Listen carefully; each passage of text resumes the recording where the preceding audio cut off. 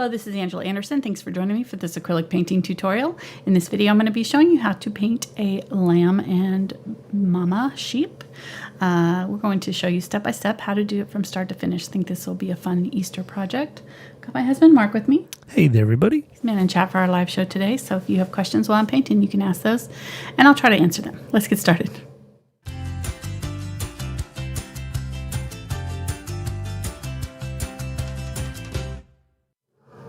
Alrighty, I'm using a 9 by 12 inch Fredrix Pro Linen Pro Series linen canvas. My cats decided to come over and check it out.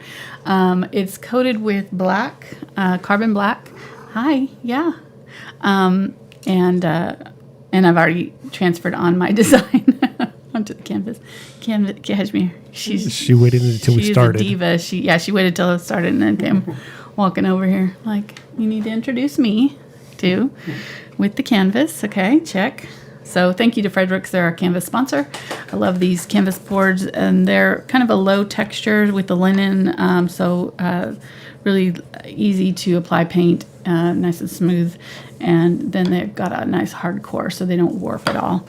All right, let's go over our brushes. I'm going to be using a number 12. What? Kind of like me. Hardcore. Hardcore don't warp. Yeah. Good. Well, kind of flabby core right now. Good to know. Sorry. It's okay.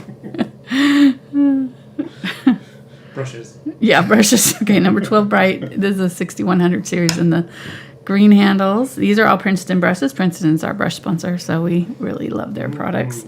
This is one of their red line brushes. It's a number 2 paddle. And we're going to probably be using it to do our texture on our wood, but any kind of large flat brush should work for that. I've also got a palette knife to do some mixing, and the set of aspen brushes. Since this is kind of a rough wood and more rustic looking, I thought I'd grab these. I'm not sure if we're going to use all of them, but there's this is a set that they have in the aspens. This is the number 8 flat, 6 filbert, 4 bright, and 2 round. And then I've got a fan brush possibly for some of this. I'm not sure. We might have to splatter too. Who knows? These two will probably be the main thing that we'll be using on the fur or the wool of the sheep.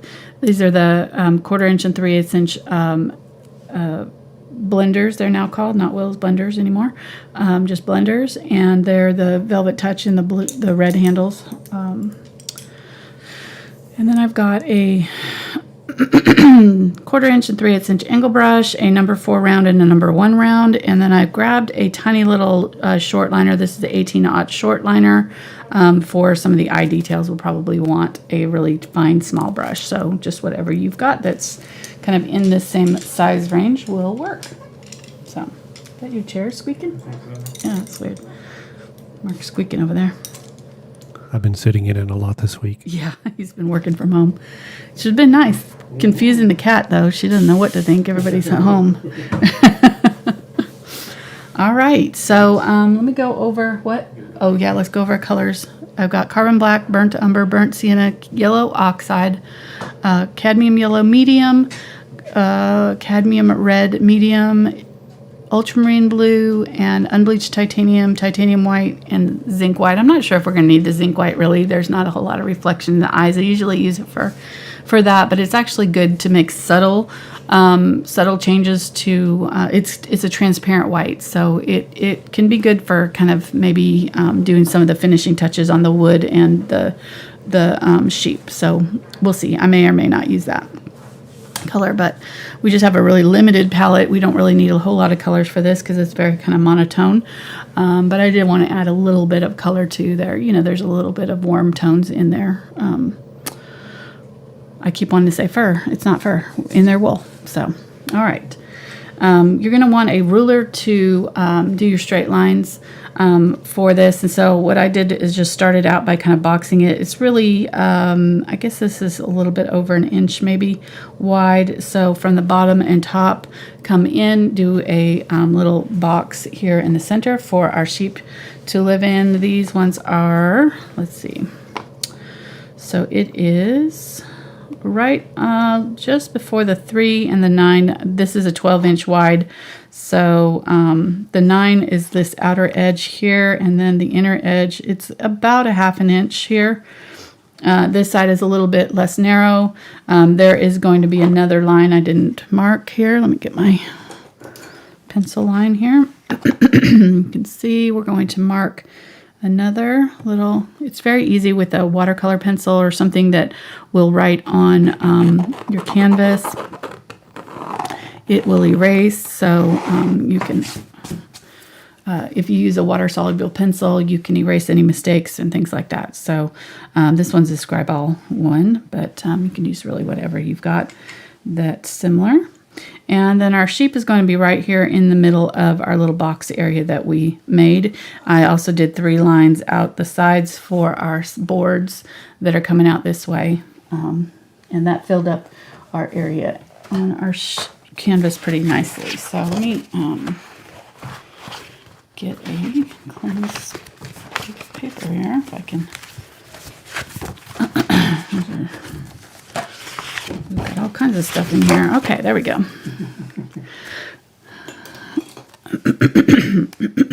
Oops.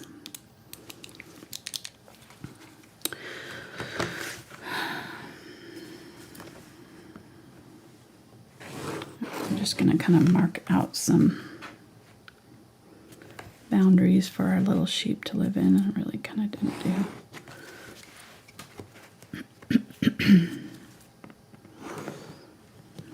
These are probably not the exact right measurements, but we're just going to do it quickly so we have kind of, okay, an idea of where we're shooting for. So our main, our mama sheep here is going to fill up our main area. You're going to want to kind of make her head sort of angular right here on this side, and then this part kind of comes almost straight down, comes out a little bit where the baby sheep is overlapping her, like right in here.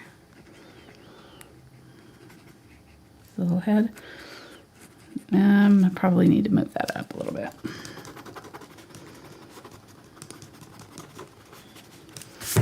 Okay, so the baby sheep is really going to fill up this whole middle area here. Really need to just kind of mark out our boundaries. That way we kind of have an idea of where we need to put everything else. Okay, so there's his little head. It's got this weird kind of angular shape. And of course, we're going to soften these corners here, but to start with, I just kind of look at the main shapes that I'm seeing. It's gonna, your head's, your brain is going to kind of rebel on this one because it's, oh goodness gracious. I do that every time this pencil, when you take the eraser out, it dumps all the lead out, so I just dumped it all out in my lap. Okay, let's do this. I was trying to get more eraser out. Oh, goodness. Okay, let me see if I can push that up. There we go. This is fascinating, I'm sure. There we go. I was just singing, baby sheep. No. Don't start that. No? Okay, so Sorry. somewhere in there. And then there is a thing. Okay, so the mouth on the sheep has got a really cute little smile. Kind of goes like this. The nose is right in here. And then the eye is going to be back in right about where that curve is. Up is going to be out like this. It's kind of a little line and there's lashes right here. And there's a little, he looks a little tired. He's got a little under eye bag there. That's okay. It's normal. He hasn't been getting much sleep. Kind of like us. Me this week. All right, so there we go. We've got a little horn kind of almost growing right there, or the start of one. His ear is really cool shape. It's kind of like a diamond. What? Go oil my chair. Yeah. Okay, so there's a baby lamb there, face, and then his body comes down from there, and then his 2 legs are here, and they come out this way.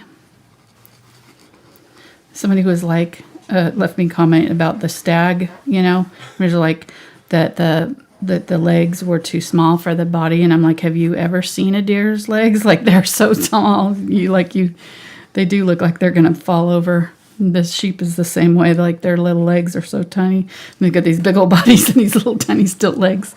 It's like, how do they stay up? Yeah, I always get all kinds of helpful information like that on my, comments about how I should have done things differently.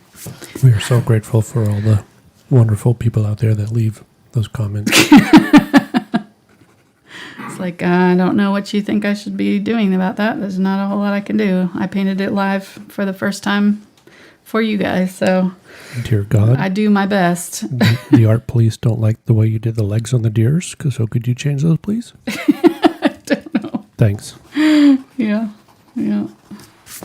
Okay, so there we go. We got it better now. So here's the mama. She's right up against that baby. They overlap just a little bit right there. And then her legs come in pretty drastically here. Little tiny stilt legs. Yes, those are correct. They are that small. And then her body comes out this way and kind of goes off into the distance. You can't really see much of that. And yeah, there we go. Okay, and then her head is going to be, again, kind of a box shape. I just moved it over this way a little bit. The baby's really the main one that is probably the easiest one to kind of start with, because you want to make sure that you leave enough room for him to fit in there. And then there is kind of a pretty good amount of space here. There's a little board that's way back here that's in the shadows that we're going to put in, that's really lightly referenced in the image. Okay, so the eye is right in here. You see a little bit of the eyelash, and then the nose comes down and then comes out and rounds out right here and right here. I'm kind of exaggerating this side. You're not really seeing it much of it. And then there's a split right here. And so right at the split, you can do this little lip that comes out kind of at a angle. So very similar to how we drew the llama. If you drew the llama, this one would be a really good companion piece for that llama mama baby one that we did last year for Mother's Day too. So, and Mother's Day is coming up not too soon, not too far. I think it's in May maybe. So Easter's closer. I haven't in the US. actually painted very many sheep. I painted some last maybe a couple of years ago for St. Patrick's Day, but I've had this image. I bought it almost immediately as soon as I found it because I just thought it was so cute, and I've had it waiting for the right moment. So we're finally painting it. All right, this ear is facing towards us. Now, we talked about, even though the ear is probably like closer to this shape, as it turns towards us, we're only seeing this much of it. So it's going to change its shape, and it's going to become this kind of curved, and it's really kind of more going like this. It's like this pointed ear. So it looks like this from the front, but it's cupped. And so as it's pointing towards us on this side, I can't do my arm that way. All we're seeing is this much of it. So that's it's raining. And then our eye is going to be right in here, and you just kind of do a sort of a straight line up from here, kind of look at where this one was referenced and kind of go at an angle, because this one is down just a little bit. The head is tilted just a little bit. So there's the front of the eye, and there is the back. There is a little bit more of her eye showing than the baby's eye, and so we're going to see just a little bit of that pupil there. And then there's all kinds of eyelashes right in front of it that we'll be putting in that cover it up, and there's a little bit of a sag there. Okay. Ooh. And then there's some shadowing underneath the jaw, and then off right kind of under the eye right here is where the and goes here. Okay, so there's our mama and baby sheep. Not too hard to draw, I don't think. So you can practice that. If it helps, you can take the reference photo and make a grid. And so you can make a grid even, as small as you need it to, just as long as you do the same amount of squares on your reference photo and have your canvas and your reference photo in the same ratio. So you can print this out, whatever size you need it to be, as long as you grid it to the same ratio. I don't know if that makes sense. Same ratio as your canvas, then you know that those squares are going to match up correctly and you won't have any warping. Okay, let's paint.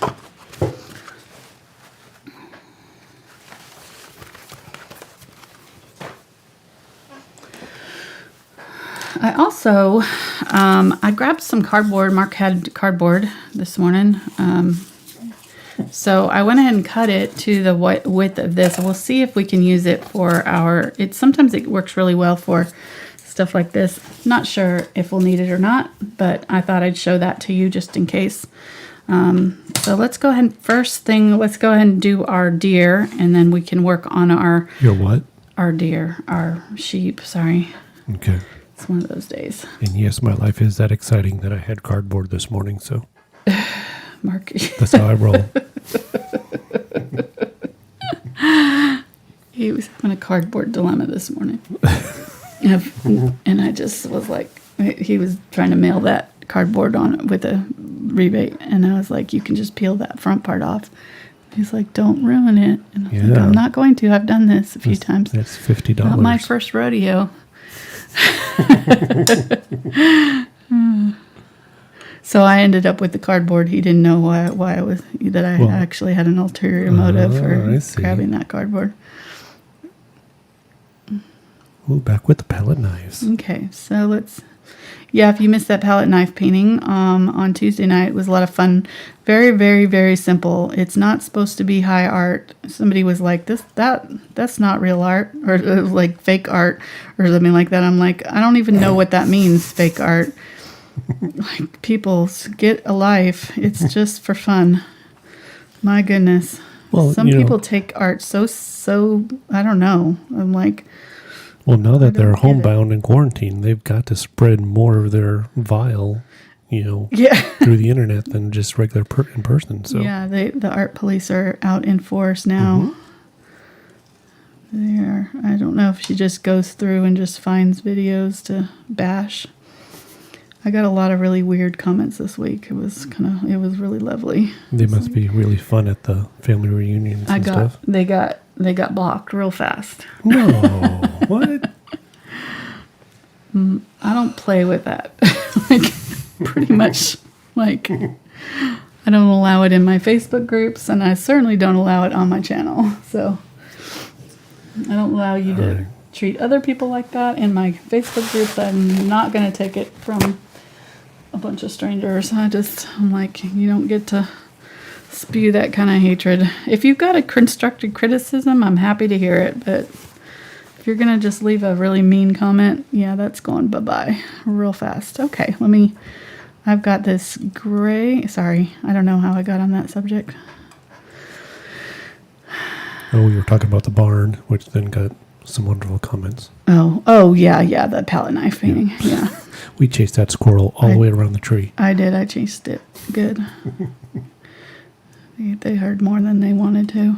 Okay, burnt umber, ultramarine blue, and people are always sweet to leave me comments. I'm like, don't listen to them. I don't. Trust me, I don't. I only mention it because it kind of bewilders me why people are that way, and because I just want you to know that you're probably going to come across that too. If you start painting and putting your art out on the internet, you will have people who are going to have opinions about it, which is fine. They can have their opinions, but you don't have to engage them. I don't ever engage those kind of people because they're those kind of, I don't have time for those kind of useless conversations in my life. So don't try to convince them that you're right. Just block them. Yep. And if it's a family member, I'm sorry. I don't know what to tell you, but but you don't need to hear that. It's you get a whole lot more enjoyment out of art if you leave those kind of people out of your experience. Exactly. All right. Let me see. I think I'm going to fit this brush in here. We'll see how it goes. I'm just going to put this little darkened area, like just slightly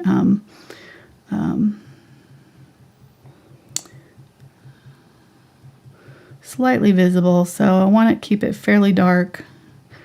Just a little tiny bit of this lighter color. So this is the Burnt Umber and Ultramarine Blue. They're almost 50-50. It looks like it might have a little bit more of the blue in when I mixed that white in. It turned a little bit more on the blue side, which is fine. We're going to add more of the grays in here too. And I might not have mixed enough of it because we're going to use it a lot on our wood. So I think I'm just going to go up here and I'm just going to lightly kind of... And I'm using this stiffer bristled brush because it's going to give me kind of streaks. So that's why I grabbed these ones. For this, go right over. Well, and if you want to, you can use your ruler. It'll help you kind of keep your line straight. It'll make this a whole lot faster. Whoever invented that is a genius. I know.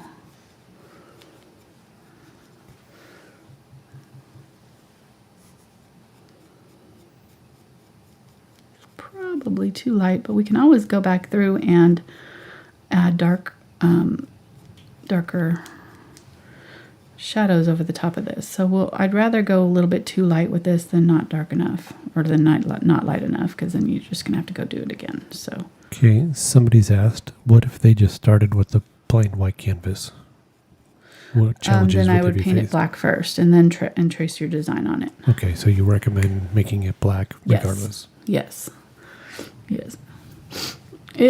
It'll take a little bit longer to we'll probably need a couple more coats than we might have needed for our deer or our sheep, but I'm going to say that a million times today. I can tell you already. I'm going to be calling them deer. Sorry. I just apologize if Mark doesn't catch it. They are sheep.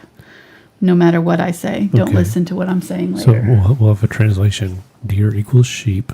Right. And brush equals knife. Like exactly, yeah. But here's a brush. Okay, so there we go. All right, that's definitely too bright, but we'll like I said, we'll fix it later. All right, and I think I'm going to go ahead, and while I have this paint wet, I think I'm just going to go ahead and put my kind of first layer of my wood on in this outer area, and we'll let it dry because we're going to have a couple of coats. So let's try it with this. I'm going to use the side that has the holes in it. There's a side that's kind of straight, and then there's a side that's got more texture. I'm going to use that side and see if that works. It may be too textured, but we'll see. And I'm just going to scrape flat some of this, and I'm going to get some of the... Then I'm going to go through the dark too, so I have a little bit of the dark and the light on. And I'm just like we did the palette knife, I'm going to scrape it on, kind of push it flat and then scrape it so that I get it along that edge there. And let's see how it does. We're going to go right up against this, and I'm going to kind of hold it straight up and down at first. And then I'm going to, that works, doesn't it? It gives you an interesting texture, doesn't it? It's kind of like scraping with a credit card too. You'll get a similar look to it if you use a credit card. So, but this is a nice withered wood look.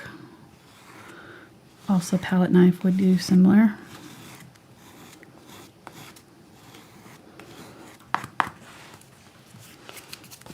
So let's go ahead and we'll just keep on. We'll do this whole area with this. I'll try to keep my lines kind of straight here.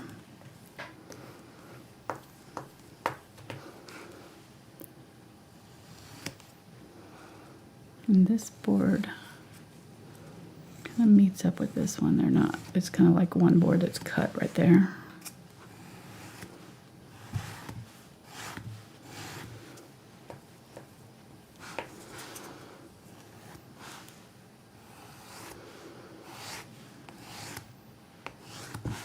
Ooh, that's cool. we'll need, like I said, several coats because we got all that black on there. So we'll do, but yeah, it's a good little head start in it. Looks good.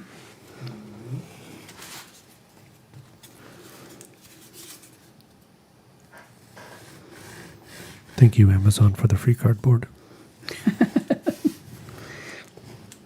They one of our sponsors now too. Not yet, but you never know. Yeah, you never know. All right. Well, they kind of were when they did the Audible, when they kind of blew it on that sponsorship. All right, let's clean my hand. Now we can work on our sheep. Got a head start on there. I'm gonna go around with my handy wipes and get my hand clean because you don't want to work with dirty hands with painting. Acrylics will stick to each other. So if you've got dry paint on your hand and then you touch it onto your canvas and dry paint on your canvas, it'll transfer kind of like a rubbing, if you've ever done one of those where you have a decal or something and you're rubbing the design onto another surface. That's what'll happen with this paint on your hands because it's such a thin layer, and when it sticks to this thicker paint that's on your canvas, it'll just pop right off your hand and you'll end up with a bunch of little marks on your canvas that you didn't intend. All right, clean hands. There we go. Let's go. Plus, you want clean hands anyways, right? Right now. That's what everybody's talking about. Mm-hmm. Okay. So we're going to kind of work reverse almost. Usually we work and put our dark areas in over the top of our light areas, but we've got our dark area there first. So let's go ahead and I'm going to use the 1/4 inch Willow's blender and let's see how this goes. I'm going to get a little bit of water on it. I'm going to use this gray. So this will be kind of our base for some of our sheep wool color. And I'm going to use the Unbleached Titanium because it's got a lot of yellow in it. And that'll be kind of that'll be a good color for us. So it's all in this area is in shadow, but I'm going to glaze that shadow on. So I'm going to put this all kind of monotone almost to start with. I might, add a little bit of the darker in some of these shadow areas, but for the most part, I'm not going to worry about the values right now. I'm just going to get in my texture of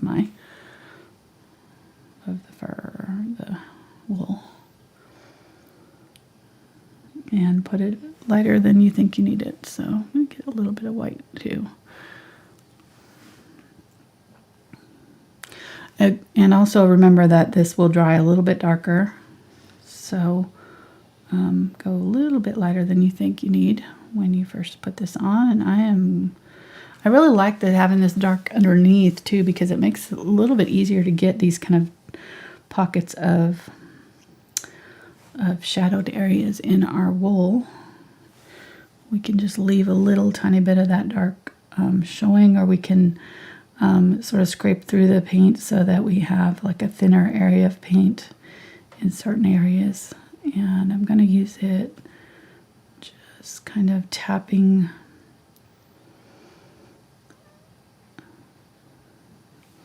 and overlapping the colors just a little bit. You can see I'm just leaving some texture there. We'll probably need a couple coats of this to get a good layer going. But for now, we're just going to try to lay on a fairly thick amount of paint. And is that your quarter? Around the mouth here. What? Is it the 1/4 inch blender? Yes, 1/4 inch blender. I don't know that I'll need the bigger one. I think this one, just because of the size of the canvas, it'll probably be easier to control this size. Going around the mouth here.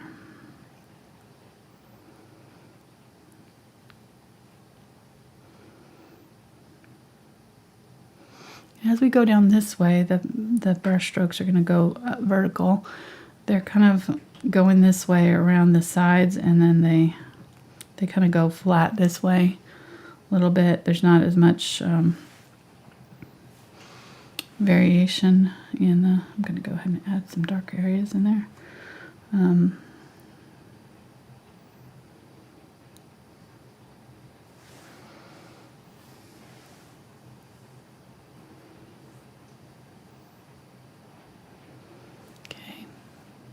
And then as they go down here, they're going to start to get kind of more shaggy and kind of run in lines with little openings between them. And it's probably not as dark as the black, so I'm going to get some burnt umber and burnt sienna and get this gray color here.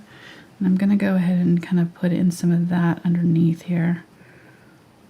And we'll probably glaze over some of this, but the only areas that are going to be really almost black are going to be like maybe down in here, but a lot of this other fur is going to have a little bit of a lighter tone under in their shadow areas.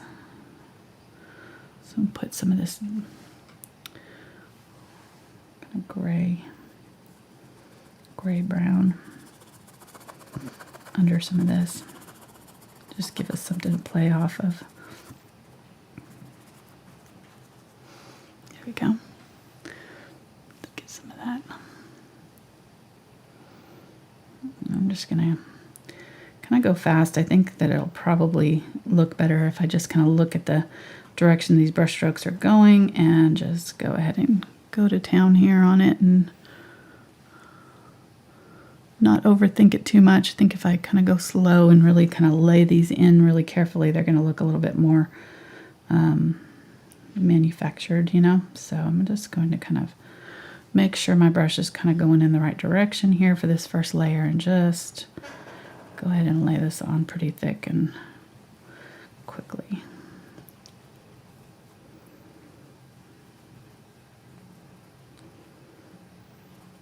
Leaving a little bit of that dark showing in places.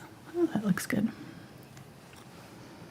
And we could do the whole painting this way. We could kind of keep it pretty loose and impressionistic style, and I think that that would look really cool. So it's up to you whether you want to take it to the next step. You could just do this and be done with it, you know. So, and if you're doing it with kids, it's probably all I would do. I would probably just kind of focus on this part of it and do kind of some interesting little, and do darker down here so that we're getting nice dark shadow areas down in here. The legs. I don't know why I always kind of get quiet when I'm painting the certain areas.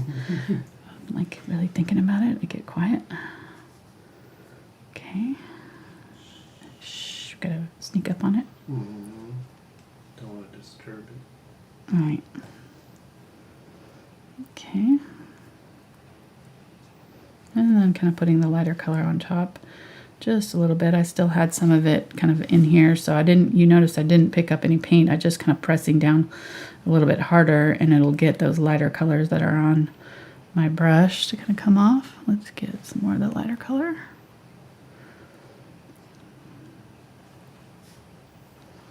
It's raining today. Yeah, I was just thinking that, while I was home, I was working all week, and it was nice and sunny on all week. Wednesday, Thursday, Friday. Right. And so now I'm off today. And now you can't. You can have time to go outside. Raining, and so, yeah. So, yeah. It's raining. Yeah. It's normal. But I'm glad for the rain. Yeah. Our garden will be happy for. Yep, I finished transplanting the carrots this morning. Oh, you did? Good. Did you use a spoon? Yep. Yes, good. I did, honey. I used the spoon. Gotta be careful with those babies. Even if only half of them survive, we'll have like a zillion. I know. They're yummy. And then the next will be the tomatoes. Yes. Gotta figure out how to get those staked. Yeah, I need to go to the store and get some supplies to do it, but you won't let me go to the store. No, I won't. Tomatoes. You're more important than tomatoes. Oh, that is one of the sweeter things you've ever said, honey. Because I know how much you like tomatoes. I know, exactly. That says a lot, doesn't it? Yeah. If I ever wondered how much you like me. High praise. Okay, so I'll put myself above tomatoes on the chart. All right. right, so you can see kind of what I did there. I kind of went and put in the sort of medium value first and then the lighter value on top. That'll kind of help up with the layering. So, you know, put your kind of darkish medium over the top of this black, and then 2 or 3 more layers of, and just progressively lighter as you layer on your upper layers. So I think that that's smarter than over here. I kind of started with the lighter layers and then I realized that that wasn't quite working. So doing it with the darker layers first and then layering the lighter on top is the way to go.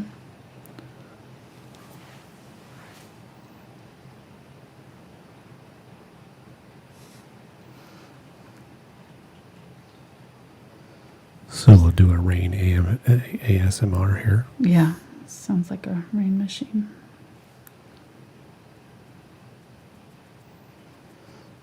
Cat purring, raining.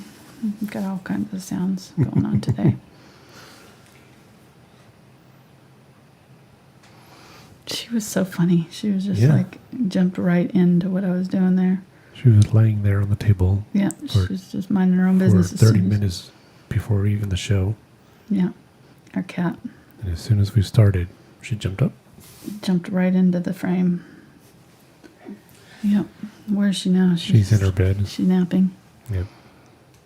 Her job's done. She had her cameo. For now. She'll be back. Oh, yeah, she'll be back. If I go too long, she always gets impatient and she wants me to finish. She'll come up and interrupt me again later. So burnt sienna here, a little bit of yellow oxide, and I'm just going to add some of that color, some of the warmer browns to the shape here.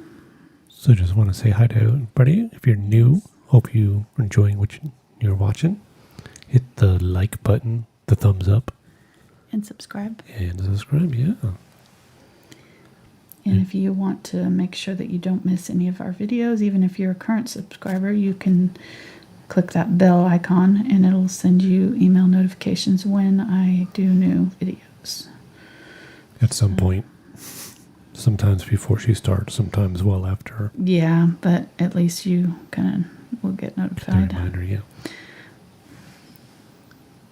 Well, it kind of makes sure that YouTube algorithm doesn't always do the best job of predicting what you want to watch, so. All right. I'm going to get some of this lighter color. I'm mixing this brown in with the gray that we did down here and some white. So I'm going to use it to do some of these. I'm just kind of setting my brush down and wiggling it a little bit, wiggling it upright, starting where I want the color to be brightest, because it'll always kind of be thicker in the place where you first set your brush down. So set it down and then kind of wiggle it up as you lift it to get this texture on the fur wool, not fur.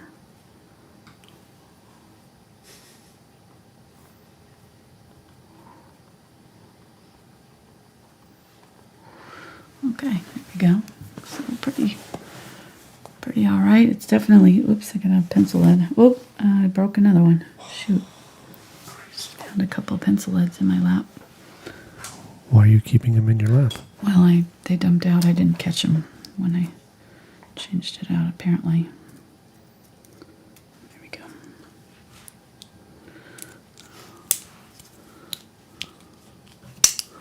And yes, I am this obsessive about making sure my stuff is put away.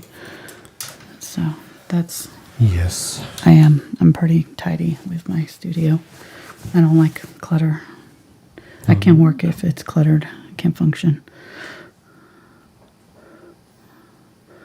Okay. What? You know where everything is. Yes, I do.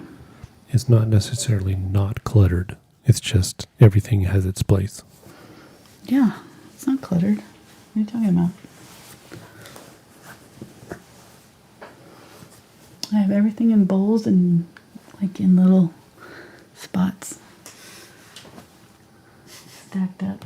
I have a bunch of paintings that are not put away yet, but they're all stacked up together. All right, so I mixed up some brown, burnt umber, burnt sienna, a little bit of yellow oxide here, and then I'm mixing that color into this. The baby one is a lot more of the yellow tones. So I'm going to use the more yellowed colors on there. Get a little bit of the unbleached titanium, titanium white here. Yeah, there we go. And he doesn't have nearly as much texture to his wool. So there's a little bit, but I'm not going to do nearly as much as what was on the mama.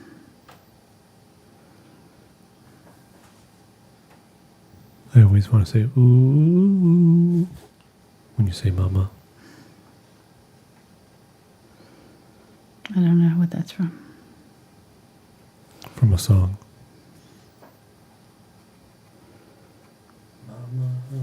Oh. Okay,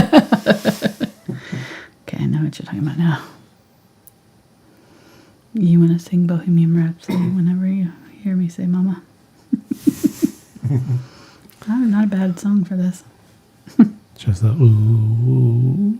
Just part. the ooh part. That's about all I do halfway well. Okay, dark under the chin there. Dark kind of by the ear. This ear's dark. Finding the areas where I'm seeing this dark color.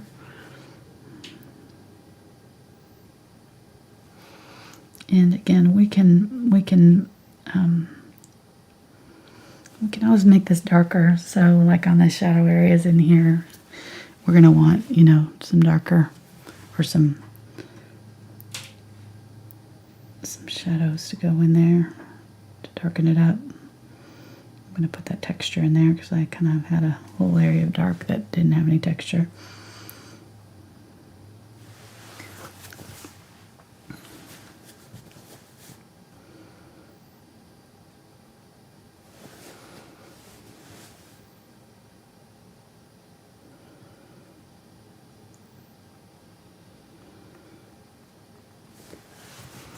Definitely need some of the darker color back in here because I'm kind of almost too much light, so putting some of that darker color back in. Just take a couple layers of back and forth until we get the right layering of our colors. Go.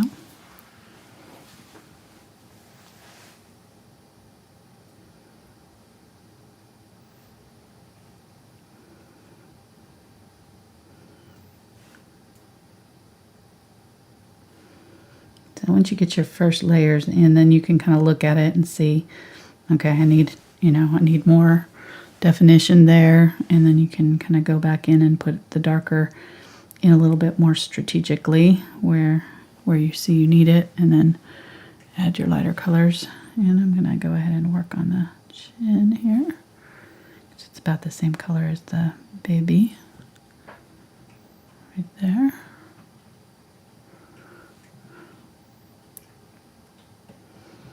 And let's keep on working on the baby. Baby. That's a Schitt's Creek. Baby. Baby. I can't say it right. Baby. All right, sorry. I'll stop the torture.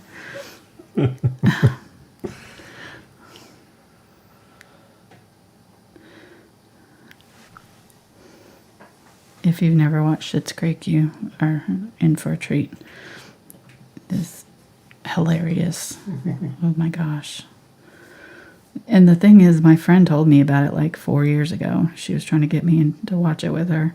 And I watched like one episode, and it was all right, but I didn't get it. But like, it's really not that funny until you get into the characters, and then you're like, oh my gosh, this is the most hilarious thing I've ever seen. It takes a few episodes, so You gotta kind of, it grows on you. All right, so again, darker color underneath, kind of mid values. Now I'm going in with my lighter color, my lightest colors, and I'm gonna kind of place those sort of where I want, and very light, fluffy, kind of just setting my brush down and circling it slightly before I lift, tapping it to get this little fluff on the baby down here. Baby. Baby lamb. And there's some light coming around the corner here on the shoulder, back area.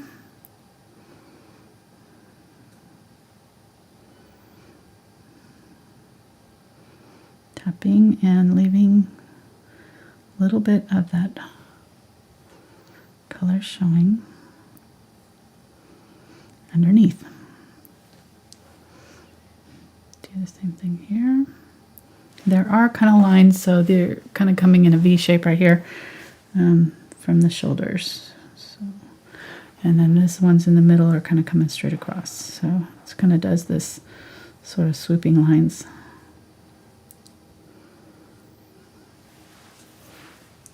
Oh, he's so cute. First cute of the day, if you're following along with the drinking game. Take one drink. You know that people are laying bets on that today. Well, that would be interesting. How many times will she say cute today? All right. We shall see. This may be maybe a record-breaking one. Because these are very cute. Okay.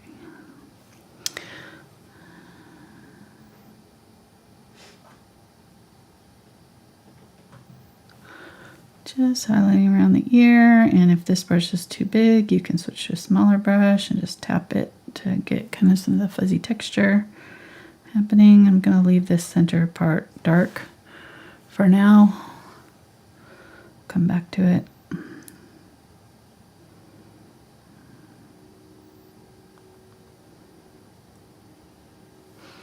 The top of the head here is pretty dark in general, so, or pretty bright, I mean, so I'm going in kind of with a fairly light color. And then we'll add our white on top of this.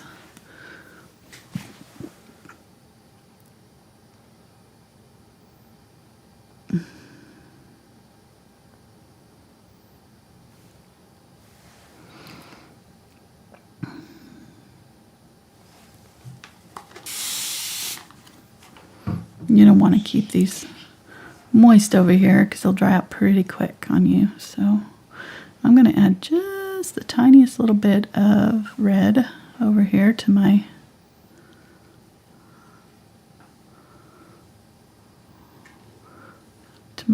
brownish tones that I've got going on here. I'm going to use this.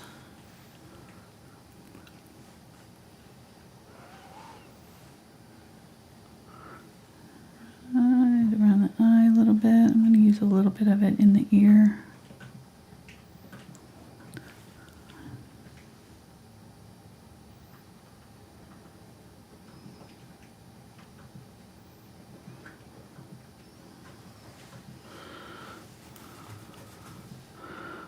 I'm going to get this dark gray. Use it in the ear.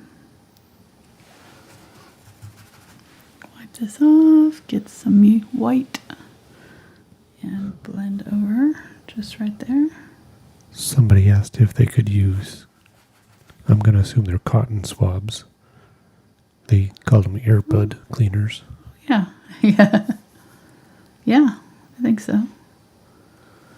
It might be a little bit hard. I'd probably not use them on this size canvas. If you were doing it, I would use a bigger canvas because it'd be really difficult to use them in these little spots around the face because it's pretty tight areas. But for sure on the mama, it would work.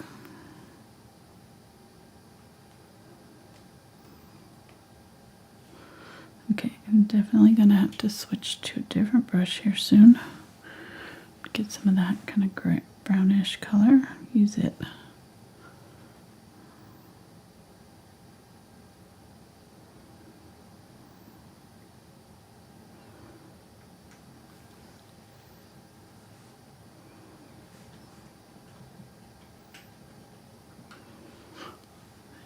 A little bit on the head, a little bit up into the ear, front of the ear. I liked the ear better when I first did it. Now I kind of messed it up. Should have left it.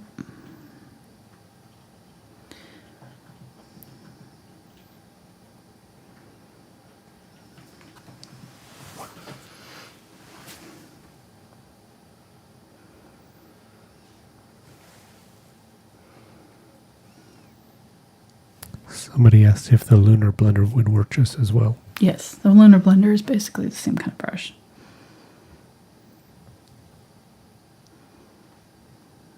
It's just a little bit different texture. The bristles are a little bit stiffer, but it's the same shape and everything. It should work just fine. Okay.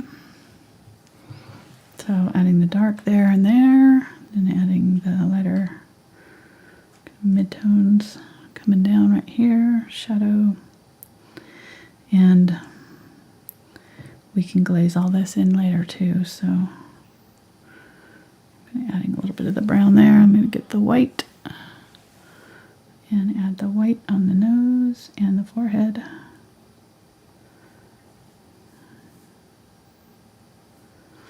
And then I need to switch to my smaller brush. Here, let's go ahead and do it on the mama's face. So we use the same white that's got a little bit of the browns mixed in.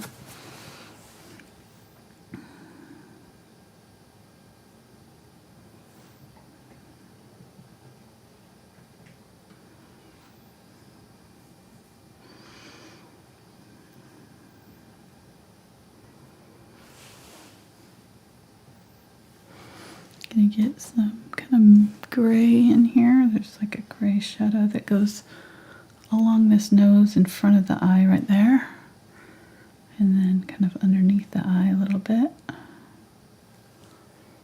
And then we've already kind of got this cheek shadow in, making sure I've got it dark enough right in there.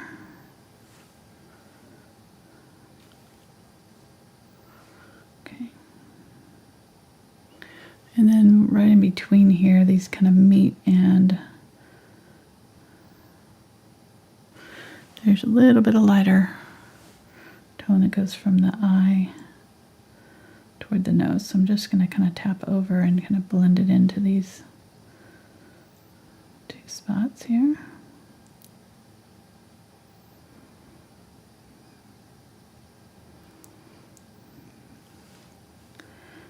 Part is going to be a lot lighter on the mouth. Lips right there. And this brush is doing okay to kind of get into these little tighter spots because the mama's got more to work with, more room to work with.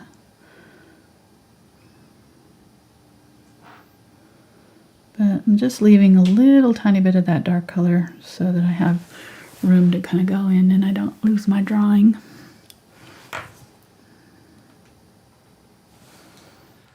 Do you know if the blenders come in a size larger than 3/8 inch? No, the blenders don't, but the Lunar blenders do. Lunar's blender largest size I think is an inch maybe. Let me see, I think I have one.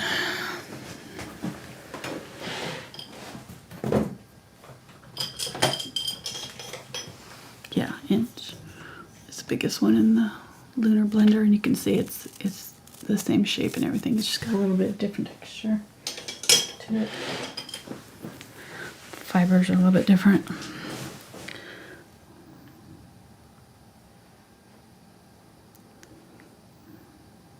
Oh, done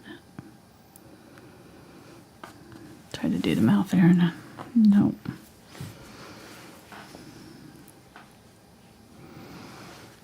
too small. Okay.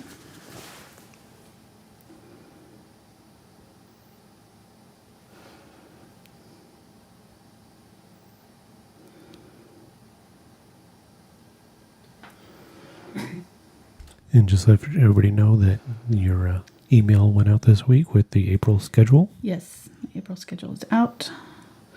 We'll be posting it on Facebook and Instagram and stuff this week as well. So, but yes, the newsletter people got a little sneak peek at it. So, got some really fun projects coming up. We may have I don't know, we'll see. We may end up having some interruptions, depends on how all this stuff goes. We want to we've got some trips that we postponed that we're going to try to get. So if things calm down, we may reschedule some of it, but we'll let you know well ahead if that happens.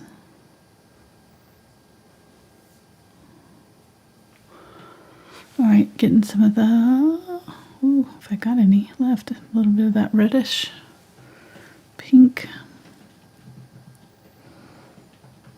red and white. Okay. The yellows will kind of make it, the yellows and browns kind of make it more natural, fleshy toned color.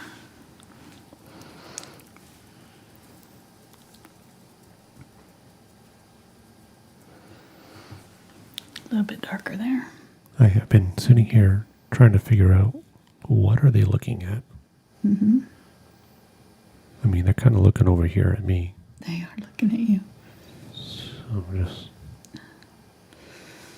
Try not to freak out. Yeah. Not. It's kind of unsettling. They kind of have that judgmental look.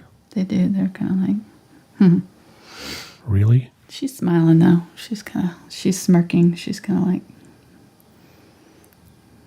She's like, yeah, I expected that from him.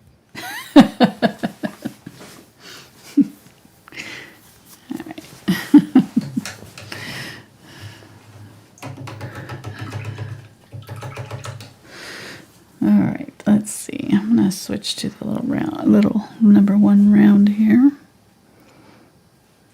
Get some of the. Okay. Anytime you're spreading your paint thin like this, it's going to dry faster, so you have to spray it more often.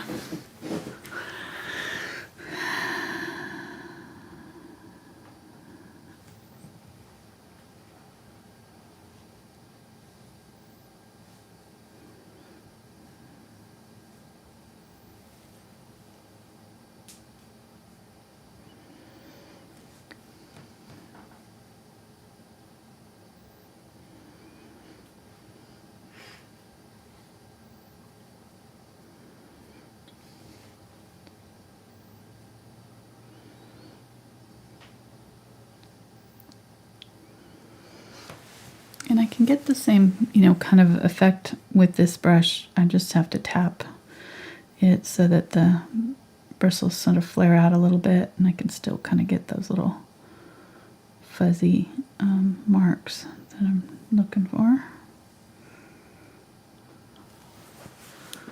Fuzzy marks, not you, Marky. I'm kind of fuzzy right now. Yeah, fuzzy marks. Fuzzy marks. Don't start. Gotta give people something to think about. Well, they're hopefully following along with my painting. Oh, yes, that's what they're doing. Yes. They're not chatting about food. All right. I know.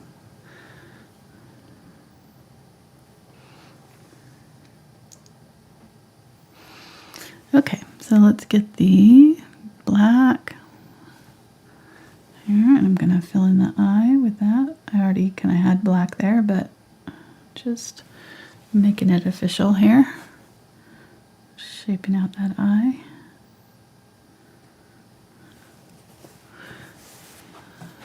Let's do the nostrils. Nostrils? I said nostrils. It's weird. Is that some kind of an art term? I don't know. Nostrils? Nostrils? Maybe that's what they're called in a foreign language.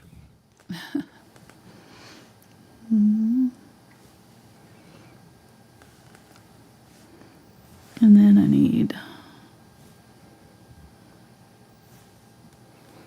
that white right here. Need to add that lip there and there. Get the little under chin. Because it's not the under lip, it's a chin. That's the word.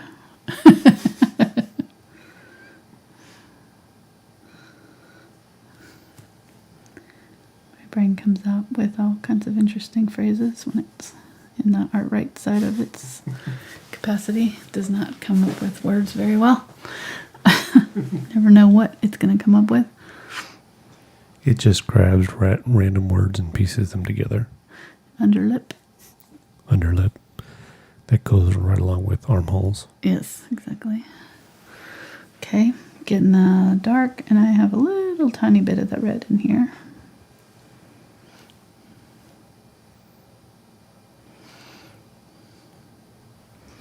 And there's, oops, not quite that dark. On top of the nose, there's, there we go. Shadowy color there. Don't make it too much darker than what's there. It'll darken up as it dries, so you don't have to go super obvious with it. It'll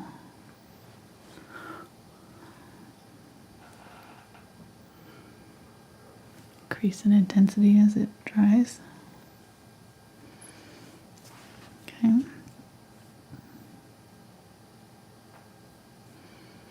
Now let me get the white here on the very tip of my brush and just kind of do little bits of hairs right in there. And little bits of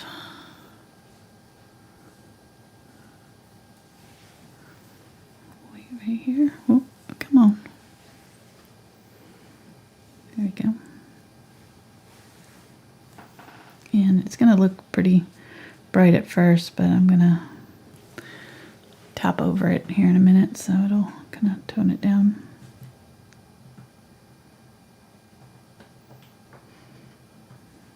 Tap around the edges there and kind of blend it in a little bit.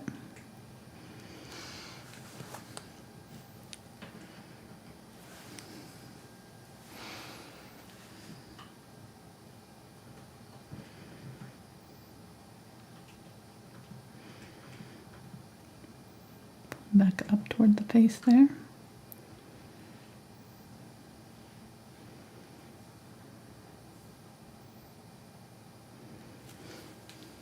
Okay. And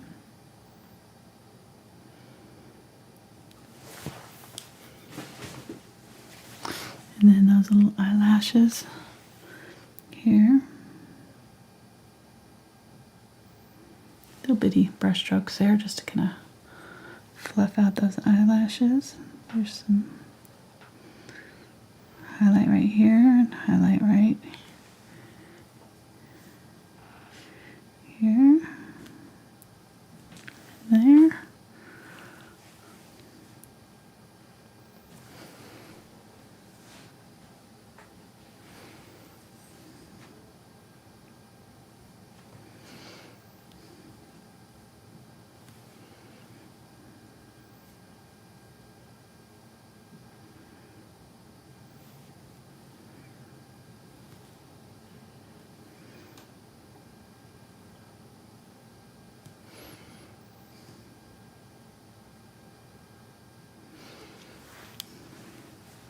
I'm going to get some of that black.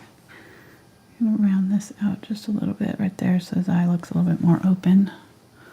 Just bring that front part up just a little bit more right there. Okay.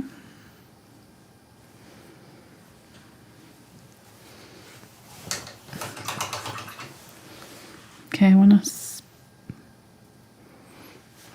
smooth out this little transition right here. So put some of that darker color over top of the ear.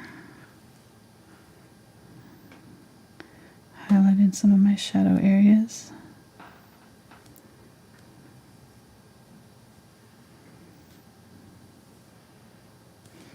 See how glazing kind of really helps change the tone. Right, I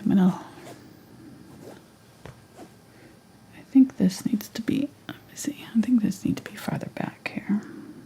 So this undercolor is a little bit lighter. It doesn't start going dark until kind of farther back there.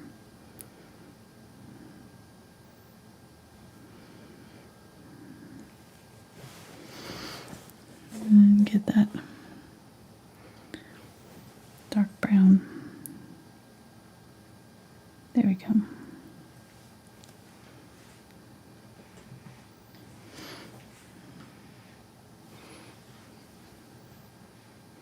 A little bit of the beige color.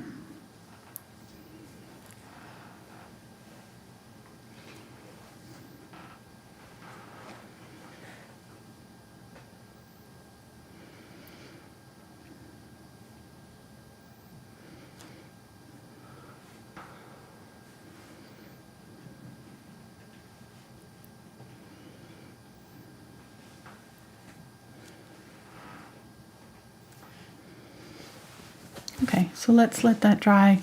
We'll see. We're probably gonna, do some more work on it, but let's go ahead and get to work on the mama here.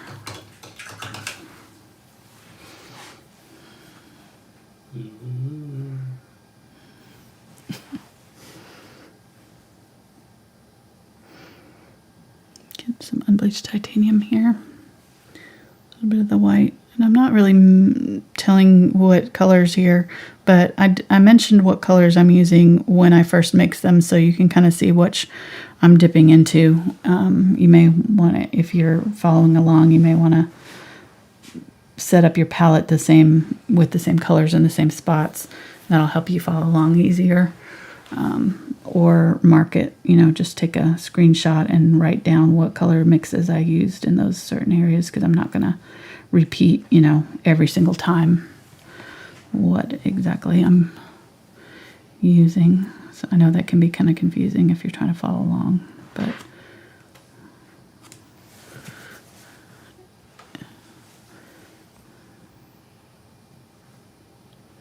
okay.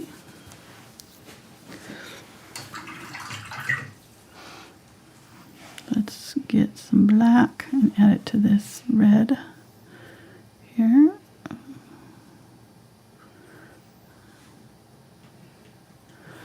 Use it to shadow my ear.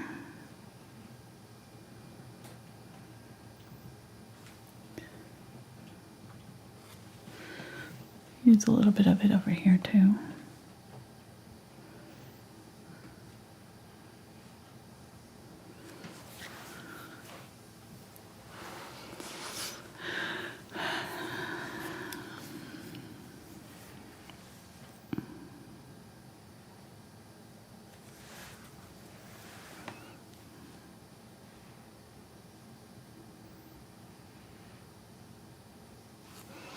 And right there, I want it really dark, so I'm going to get that really darkest color and just put some real dark right there. Right where it goes down in. Do the same thing with this one. From the ear is real dark. And right down in there is black.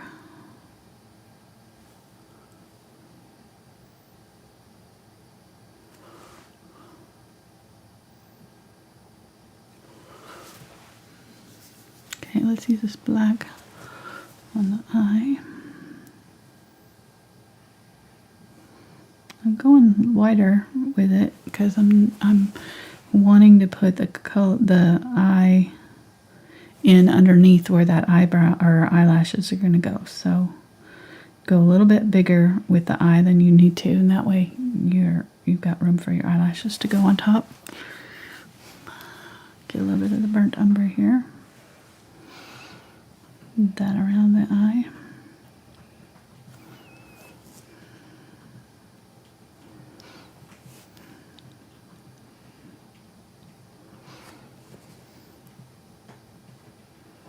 Sheep's eyeballs are really weird too. They're kind of like an oval, so they go this way, I think. You're not really seeing much of it, so you're just seeing from the side, but I'm gonna get some of a little bit of yellow and a little bit of the unbleached titanium there, white, and just put that in right there.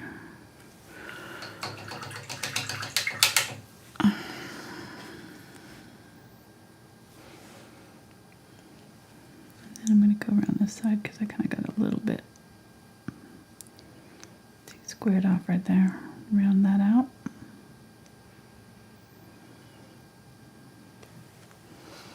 There we go. Let's use this dark black in the nostril.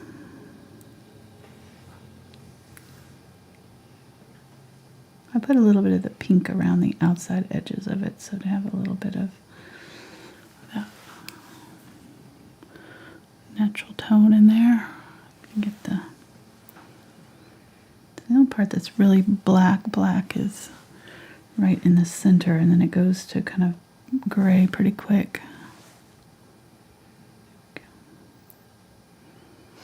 It does this kind of almost S shape right here.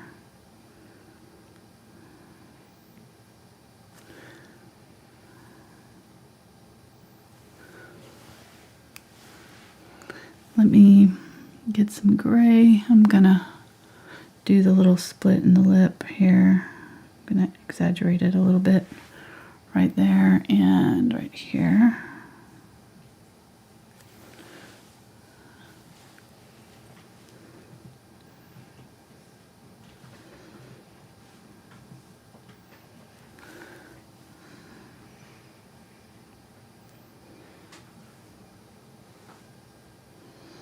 And then mark in the mouth. And I'm going to use this kind of gray to go around the outside of the nostrils just a little bit to tint. Get some of the medium brown here. This was the brownish mixed with the gray.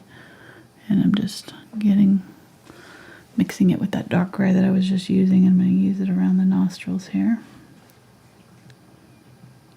Just tapping to create little dabs of color. A little bit on top over here.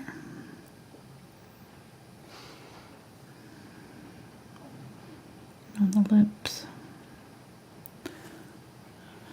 Just a little bit. Okay. Now it's just going to be a matter of kind of softening out these colors. So I've got a white, almost pure white right here. So I need to get this line right. It comes out like this and curves around. Back.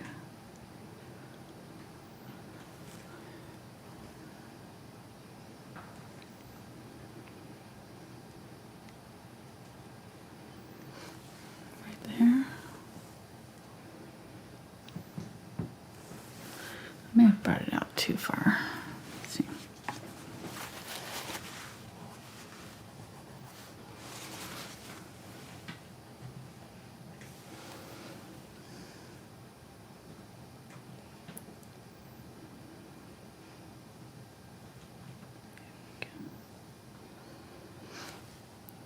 This nose comes out over it just a little bit here.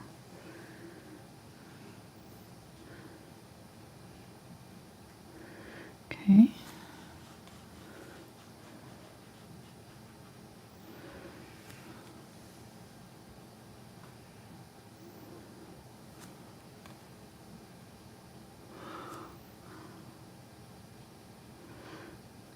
tapping right up against that. I'm going a little bit lighter than it needs to be right now, but I need this color in here so I can get some of this darker and tap over right here. Here.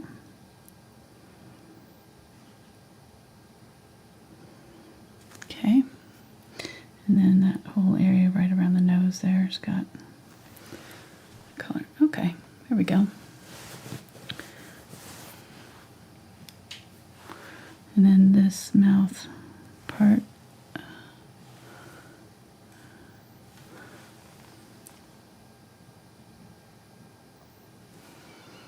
Highlight it right there. It comes down quite a bit.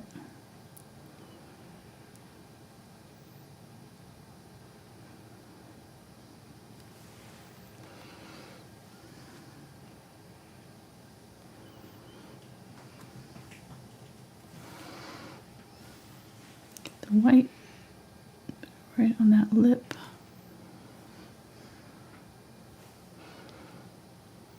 It should be almost straight down from here where that mouth starts, so I'm going to bring it out just a little bit more.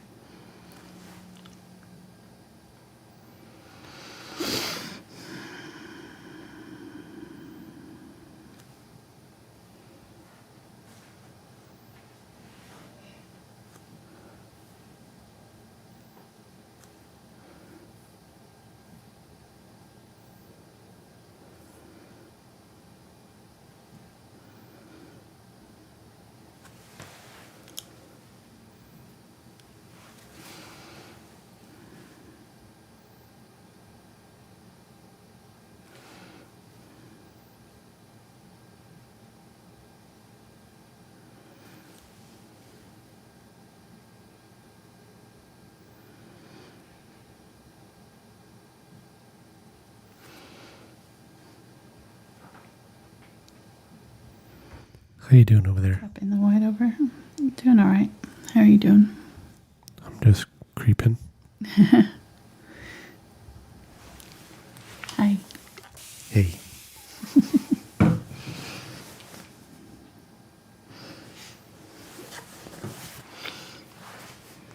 It's come together pretty well. Yeah, looks awesome. An hour into it, an hour and 20 minutes or so. Yeah. This will be the main, the hardest part. The wood will come together real fast, so this is where I want to concentrate, make sure I'm getting right. So this right here looks kind of flat, so what I'm going to do is give it a little lift right there. Maybe too much, but that'll... And this is coming down here. I'm noticing I made this flat this way, but it's actually at an angle. See, so this needs to come down right there. My mouth part. Right there.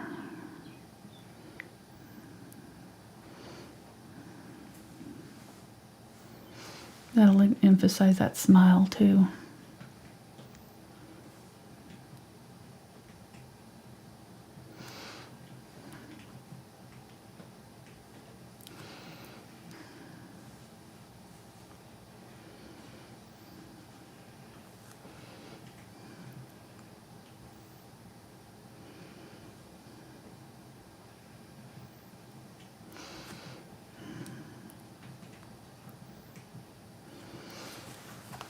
There we go.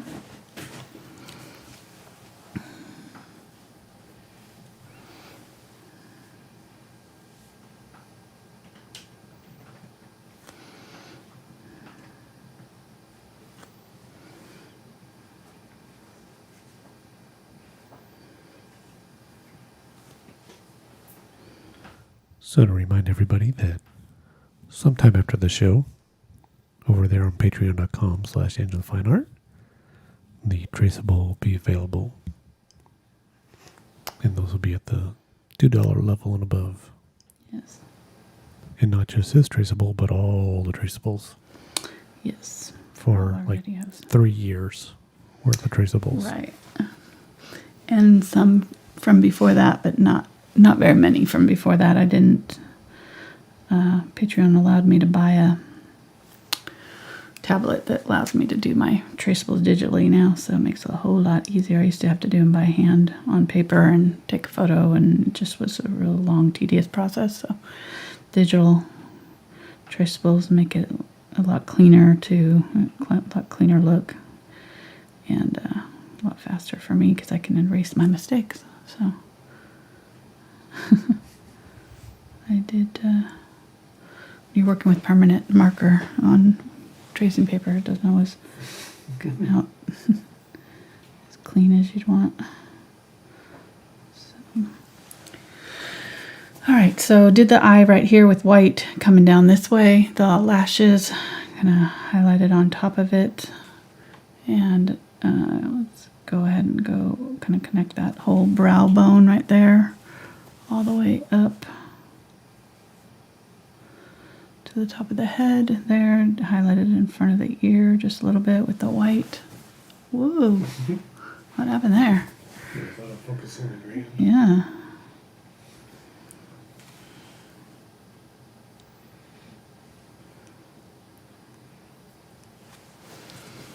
Okay. Somebody wants to know what program you use to do the trace. Photoshop. Photoshop. Mm-hmm. Adobe. I do. Yep. Because you can do layers. So I do the layer of the image. I take my photo of my painting and put it, and then do a layer on top and trace the tracing, and then remove the photo layer. So it just leaves the tracing and save it that way. She's looking pretty fierce. I definitely need to do some softening, shading and things. I'm gonna bring her nostril shape back around. Do the little center line here again.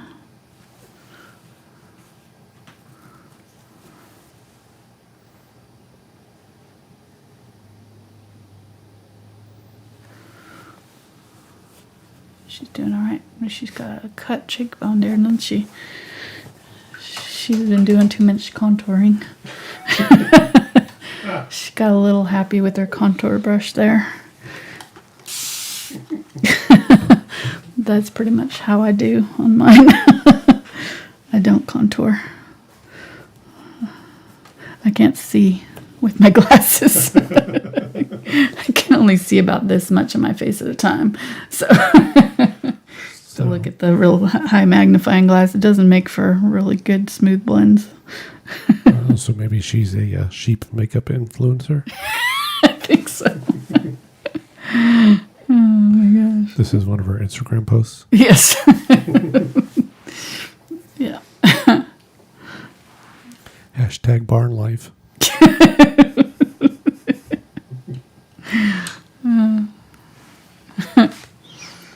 Yeah. Good. Okay, using the kind of browns here to tap in some coloring on this guy. Whoop. Let's get some. So we need to define his leg there a little bit better. So I'm going to get some burnt umber and my gray. I'm going to use a little bit of glazing medium. And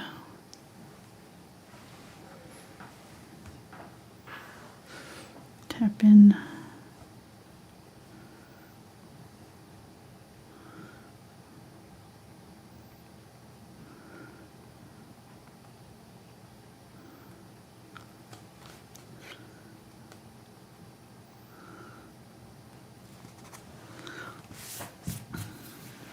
darken that shadow up there.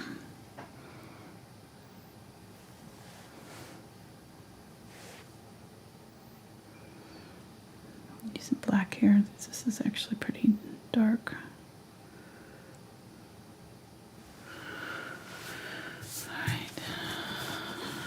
And then I need to shadow down the neck there.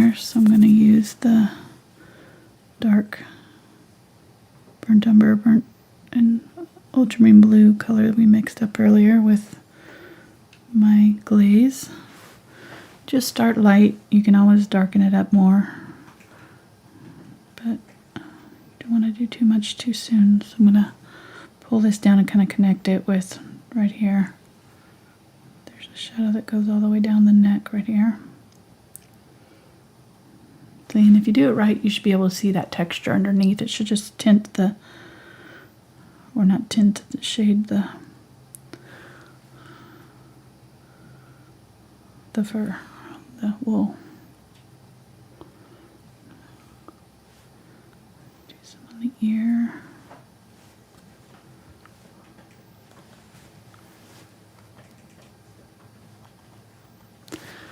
So I want to work on that transition right there. There's a little obvious space. Getting some of the medium brown there.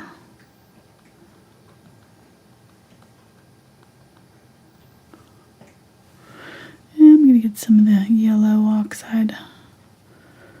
Mix that with my glaze. Get some of that brown that we mixed up earlier. And we're going to tint with the yellow oxide.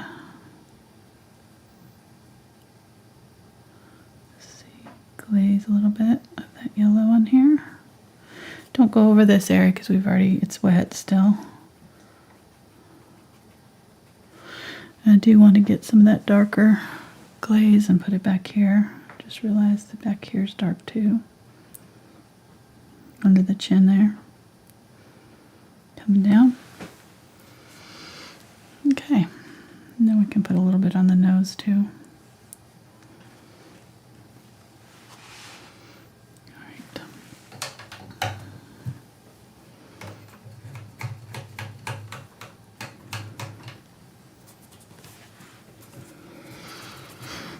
Glaze on the mama sheep, and we can, once we glaze, then we can see if we need to add more of the highlight colors. So a lot of times I'll glaze, highlight, do it 2 or 3 times until I get it to the right, balance. So I'm gonna tap the glaze on so that it goes on a little bit irregular, so that I leave a little bit of that texture in the fur there, because there wasn't a whole lot of texture back there. I just didn't want to lose any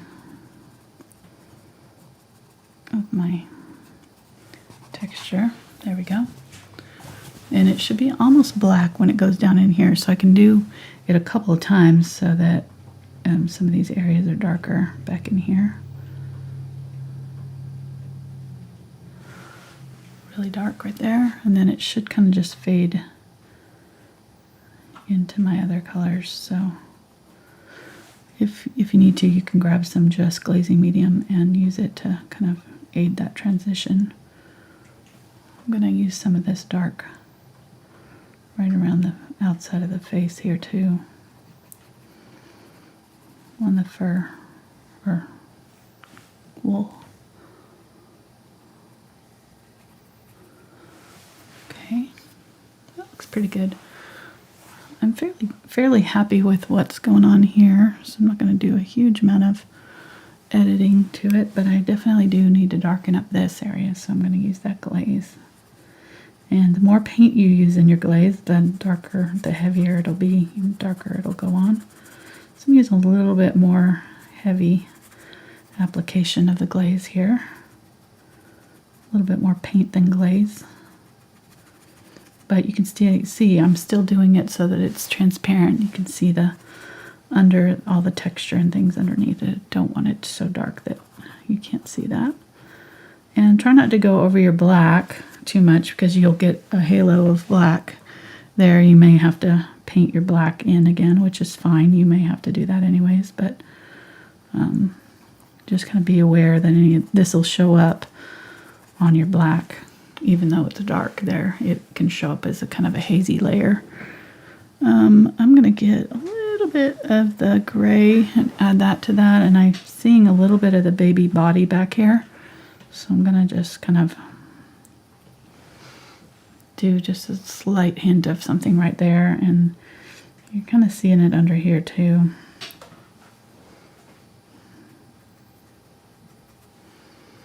Okay.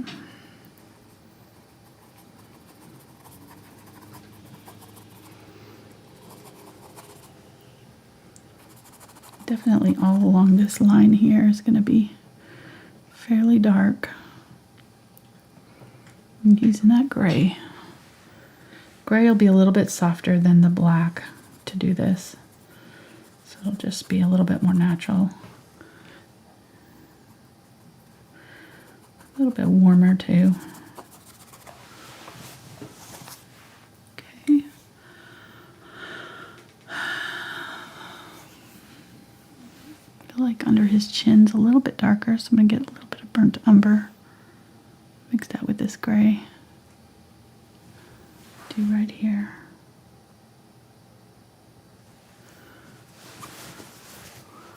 And then let's use it on the mommy.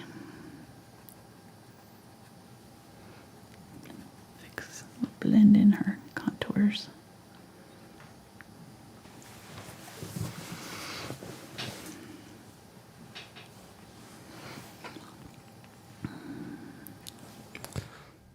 The unbleached titanium here. Yep. Somebody would like to know, do you use glazing medium when you glaze or just watered down paint? Glazing medium.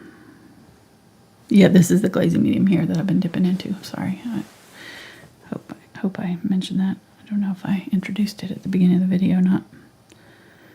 This is what I use here. It's got an extender in it too, so it slow dries. So slows the drying process down a little bit, so you have a little bit more time to... A lot of glazing liquids will dry almost immediately when you put them on. So this one's got a little bit of a slow dry in it so that it... because you're putting it on so thin, you just a lot of times don't have any time to blend it or do anything else if you're using a regular glazing medium. So this one gives you a little bit extra time so you can push around the edges and blend it in a little bit before it starts to dry. So... I like the golden glazing medium. I don't use any other glazing mediums. I don't like them. So I've tried them and I don't like them. So I would not recommend any other ones but the glazing golden. And they're not paying me to say that. So. Do you like green eggs and ham? Call me. I do not like them, Sam I am. I do not like them. I'm sorry. Well, if you've ever tried to use another kind of glazing medium, you'll know it's a really frustrating process with acrylics because they do dry almost immediately on contact. So you have to get it on just perfectly where you want it to be and then not mess with it because it lifts and does all kinds of really awful things. So get a little bit more of this. I'm going to have to reshape this a little bit again.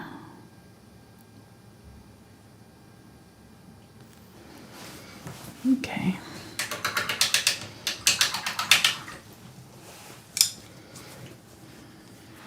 So using this unbleached titanium pretty much right on the forehead here to do, I'm kind of going back and forth with the browns and things, kind of adding different mid-tones in there. Kind of some of this is in here is kind of more brownish undertones, and up here there's some of that gray back under here.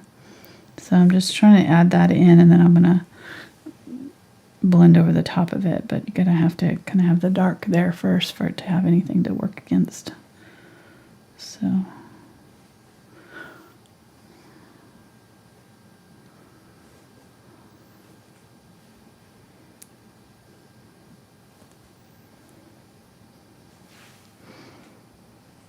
get my lighter color here.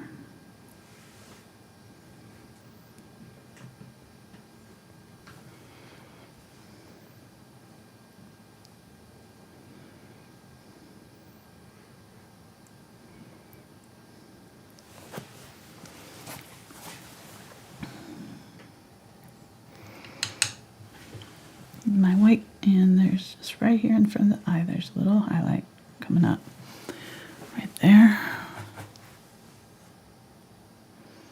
Kind of almost like a little triangle shape. I'm just blending out around it. And there's a little one right underneath too. There we go. And then right in front of where this sandwich is there. What are you laughing at? Oh, somebody just got hammered. Oh, really? Somebody got the band hammer. What are they saying? Yeah. Being rude? No. Just off topic. Oh, really? Our mods don't put up with any of that. Good. Thank you, ladies. Y'all are awesome.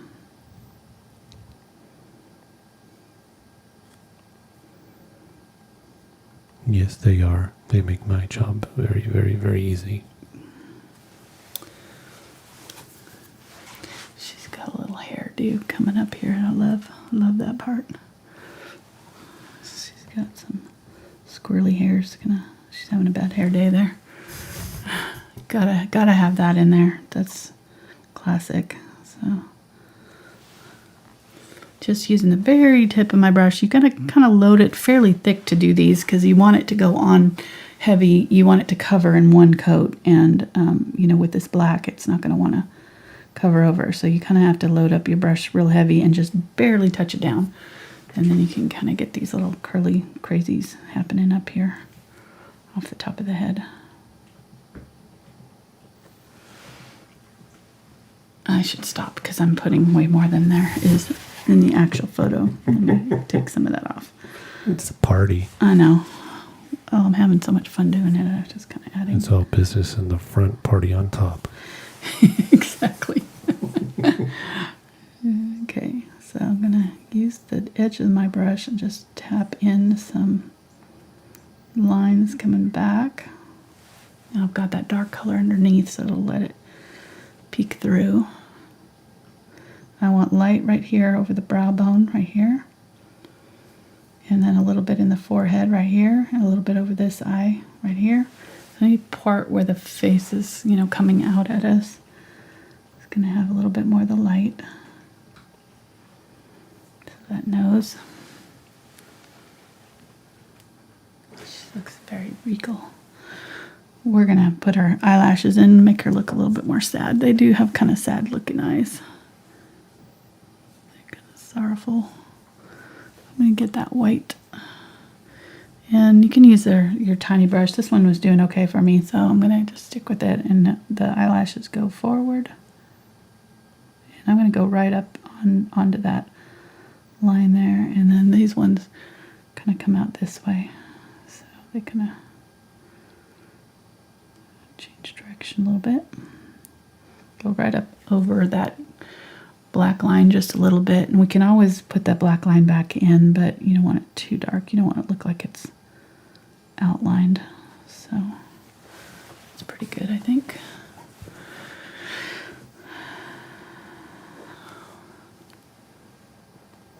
Highlight around the rim of the ear there and here. Tip coming towards us. That will bring it out forward like we want it to be. I'm going to go ahead and put some more of this crazy hair back here. Just using this brush, I'm just going to squiggle with it. And squiggle outside the border of the drawing a little bit. This is my favorite part of it. It's so fun. Don't be afraid of your liner brush.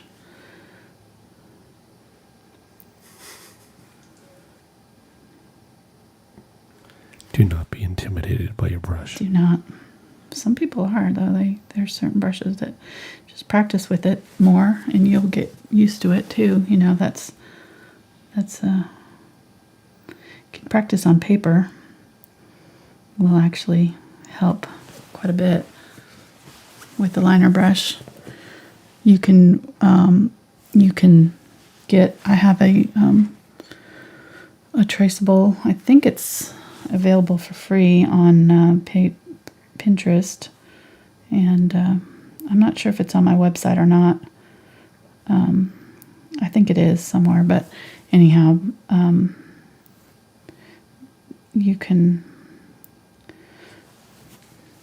really you can print off anything. You can print off words or an image or something and just use your brush. Make sure you wet down your paint when you're lining. That's one thing that people don't realize, is that you have to have your paint almost like a milk consistency. So use some glazing medium a little bit if you need to, because you have to add so much water that you're almost really underbinding your paint. If you're using heavy body acrylics, it's easier to use like a fluid acrylic. I like the golden acrylic, so when I know I'm going to be using my liner brush a lot, I use the fluid acrylics, and then just lay a piece of tracing paper over the top of your image, whatever it is you want to trace, and just go to town with your brush.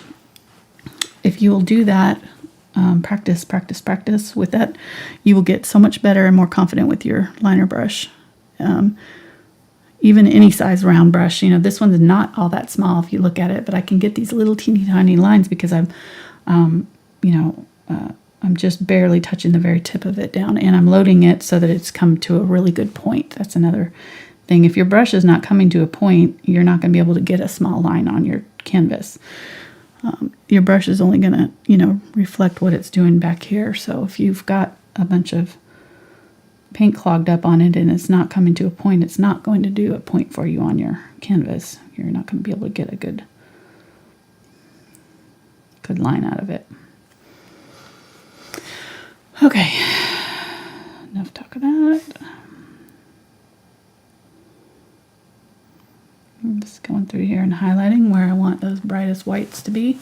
You may have to do this 2 or 3 times before it gets to be bright enough, because it can take a bit for it to show up. Okay. This.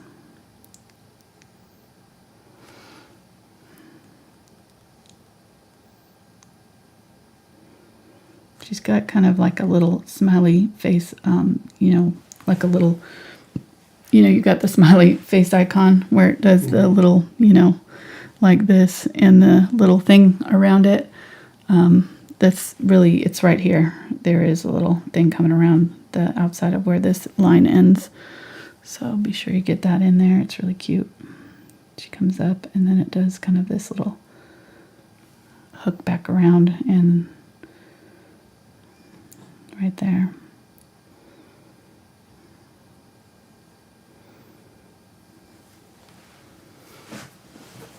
Cute.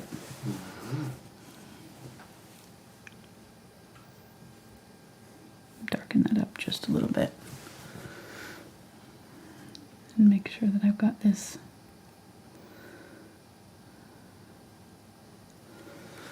around there.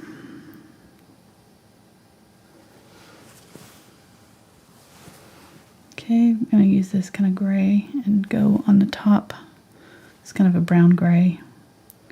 Just go on top of the eyelashes and kind of shadow those in a little bit to make sure that they're kind of set down into the head. If you don't, then the eyelashes can look like they're not connected to the face. So you don't want that. And then shadow kind of underneath the eye a little bit too. Okay, now I'm going to do the same on this guy. Shadow right here a little bit, shadow underneath the eye a little bit.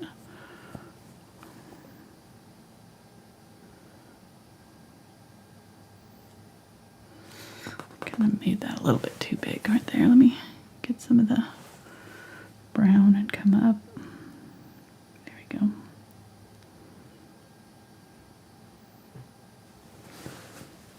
And there's a little bit of white, kind of a dab right here. Comes down.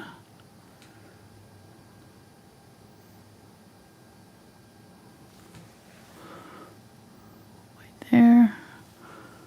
And white here. So make sure this part is nice and bright right there and right here.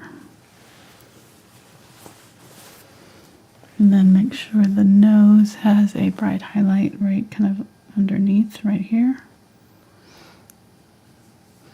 And then the lips got a little highlight on it there and right here.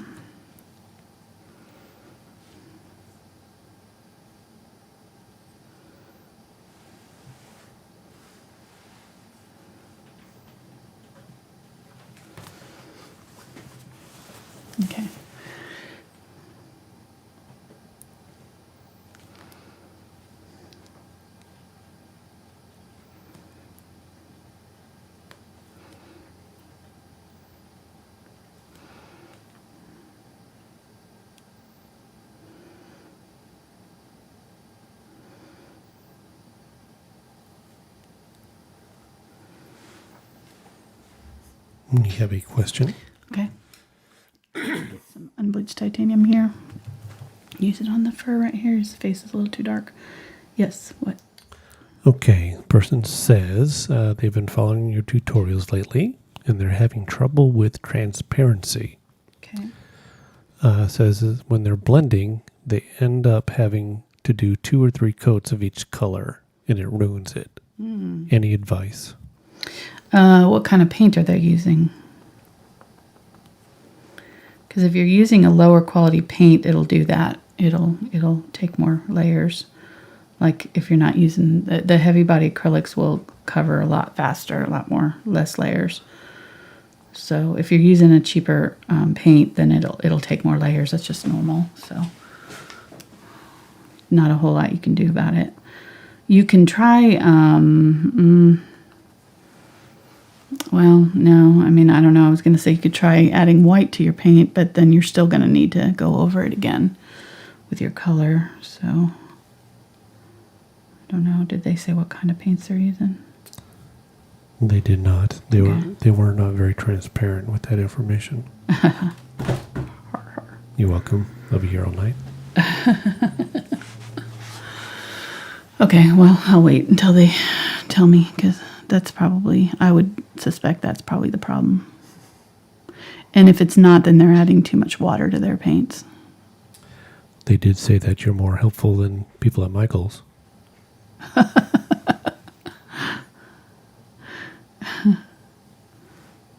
Well, you got to think about the people that work at Michael's don't usually probably paint at all. They're just working the registers and stocking shelves.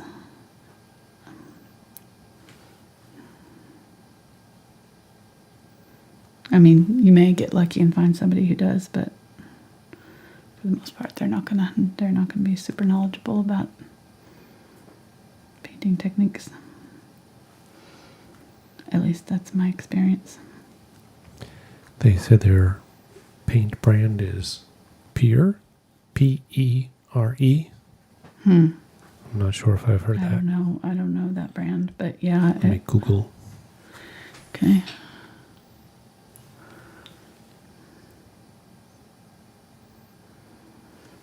I would suspect it's probably the paint then. It's probably not thick enough. Not opaque enough to cover. I'm not even getting a hit. Okay. Yeah, I don't know what the brand. I've never heard of it.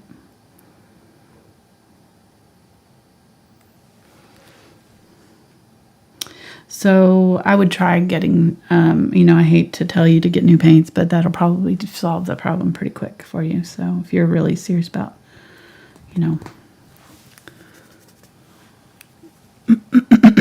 improving, you could try using getting a titanium white in a golden or one of the better brands, and using that by mixing your paint into it, and it'll make your paint more opaque that way. Tint.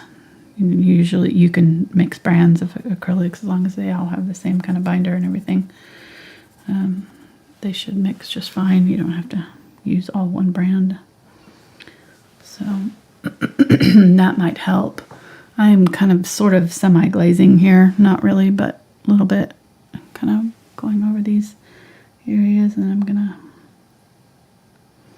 use the unbleached titanium here to go back over. All right, they've updated the name to Pebeo. Oh, Pebeo. Oh, yeah, those are like a mixed media paint, I think. I don't think those are normal acrylics. From what I understand, they're not going to... I've not used them, but they do all kinds of different... all kinds of different effects and things. So I'm not sure if they're normal acrylics or not.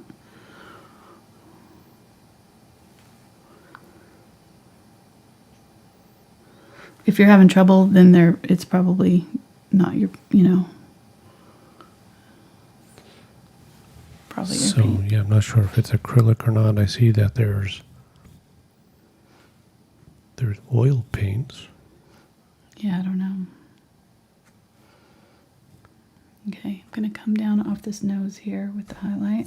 I'm going to connect it right here to this part that's coming down around the face right here. So it's almost kind of a line right there. I'm not doing pure white here. I'm just kind of doing sort of an off-white color, softening up these areas. There's those kind of little things going on in the eye here, or in the face here. So you kind of have to just go slow here and transition. The main thing is just to kind of transition out these shadowed areas a little bit better, so that they're not so harsh. Just like you would if you were contouring your face with a brush. You put it on kind of heavy and then you kind of go around the edges of it and blend it out. That's just what we're doing here. Blending out those edges a little bit to soften it up.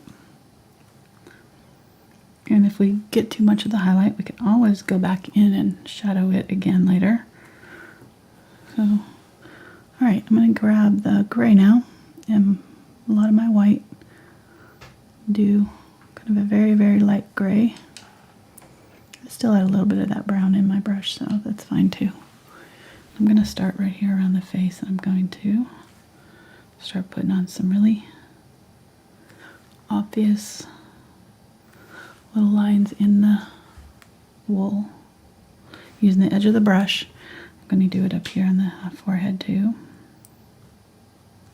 Just a little bit. You may not need this if you kind of, at this point, you're going to have to just kind of see where your painting's at, look at it, see where you think you need to shadow, continue to, add shadows and highlights. You may already have it just right, and you may not need to do this. So don't feel like you have to do all these steps. If you've got yours where you like it, stop.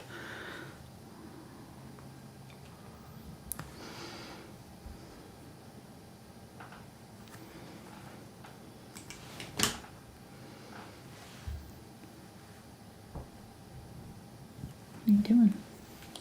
Oh, I was just checking the paint sizes because the Pebeo paints for the small sized goldens that you have there are anywhere from $9 to $14, $15.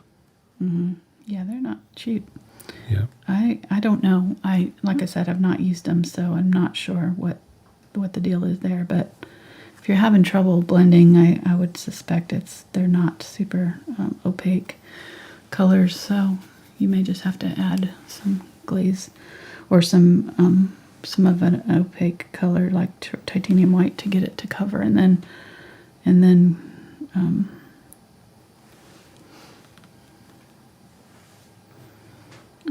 blend your color over the top. You can always glaze back over, your area with color. Okay, so right here I kind of got a straight line there I didn't really like. Let me go through that. Yep. Okay, but I am wanting to really kind of do a drastic color here, and then I'm going to do one last glaze over all this. So, but I want this to be really dramatic. And if you aren't seeing anything, then you need to go back in and darken up these areas here so that you're getting a good contrast.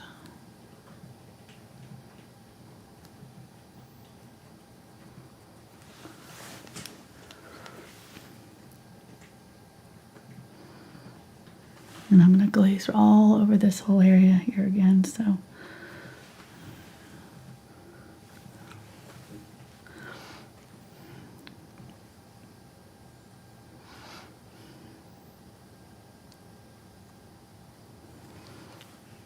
Dragging my brush.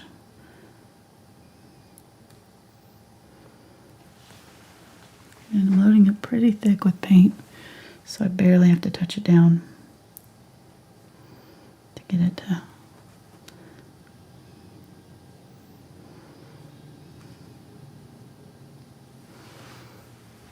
create these little fuzzies in my paint.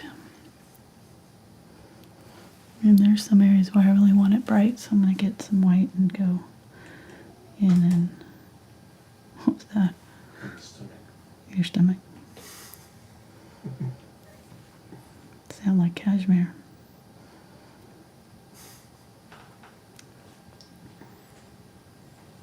That was my stomach. It's that jerky I had just before the show started, I think. Yeah. Thank you, Karen. Mm-hmm. Yeah, I never had a jerky where it came with its own dental floss.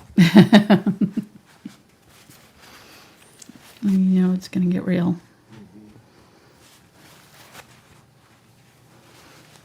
Got a little too much there. Okay, a little bit, just barely right there.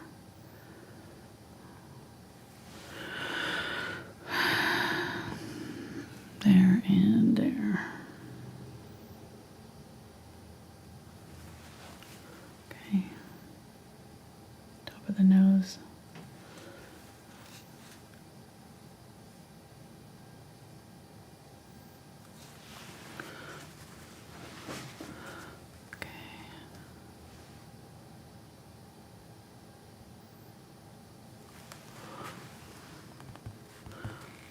I feel like the nose on this guy needs some help here. I'm going to get some of my... Ooh, my paint's drying in my brush. That's not good. There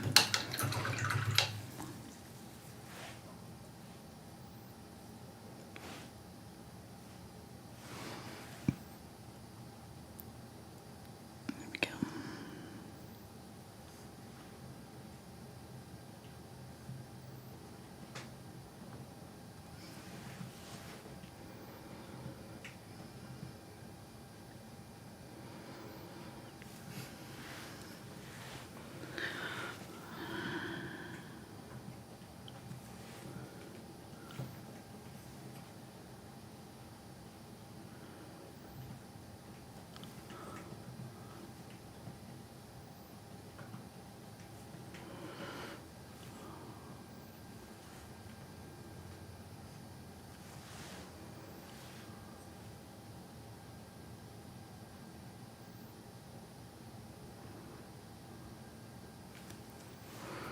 Bring that white down a little bit farther down on this nose here, closer to the nostril.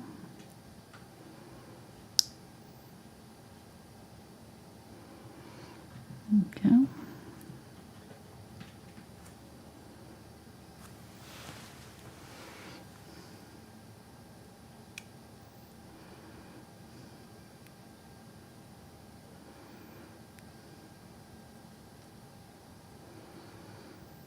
I'm smudging out that line so I don't have a super hard edge on those lines that are these little separation lines here. It's a little softer.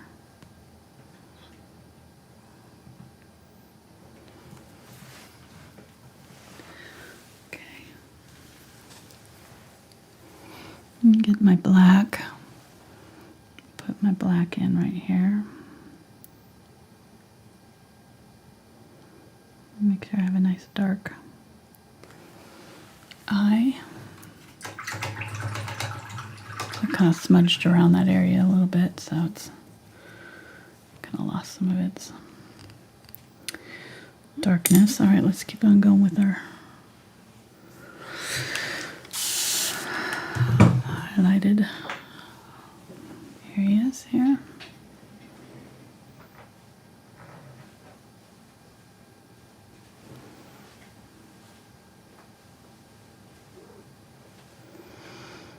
And I'm just doing wiggly lines.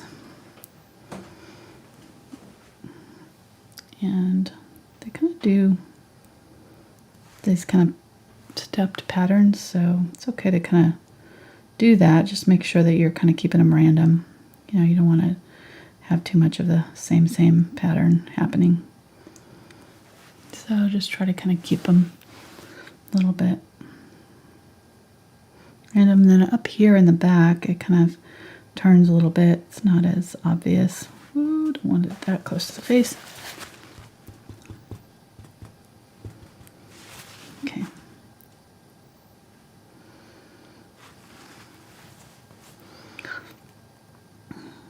These back here are going to be darker. We're going to glaze over these just like we did before. Again.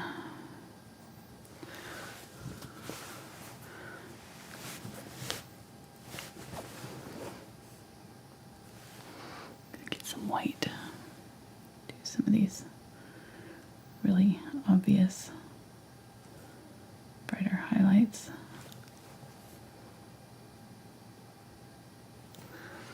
And then down here, they're kind of almost like V shapes, so I'm gonna kind of bring them down and sort of do them almost connecting in these like little V formations, like that.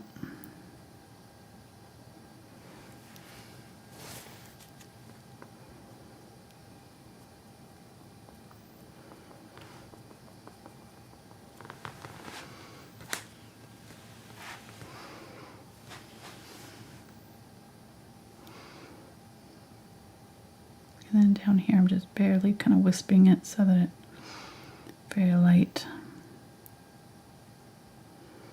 texture. Barely touching the canvas there.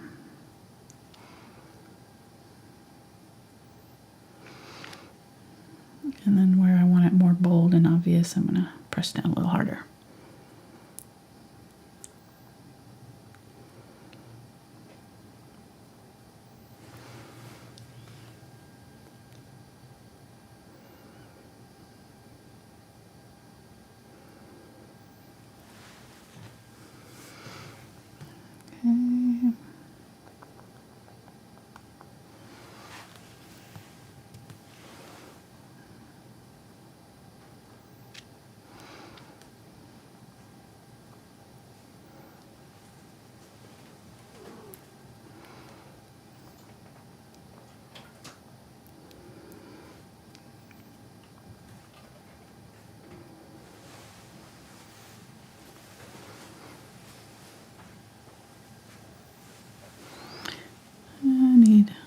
What you doing, hon?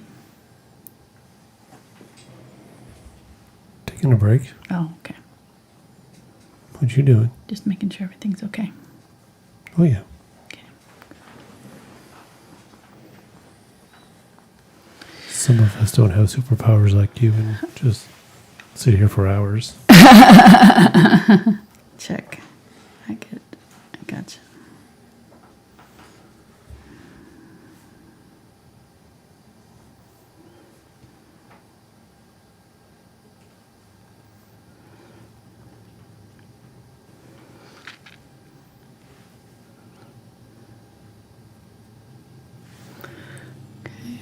Getting some white here.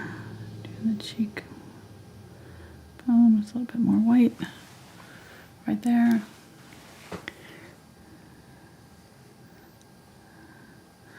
Let's let that dry.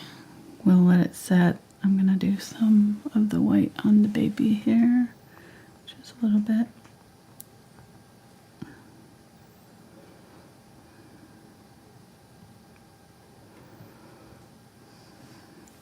Make sure the forehead's got good bright tones. Okay. We'll let that set and dry really well and work on the wood, and then we'll come back to it. Okay, so I'm gonna use this brush here and my ruler, and try not to set it on my little baby there. But my wood tone's going to be this gray, and I'm going to use some the burnt umber, burnt sienna, yellow oxide over here. These are getting a little bit dry.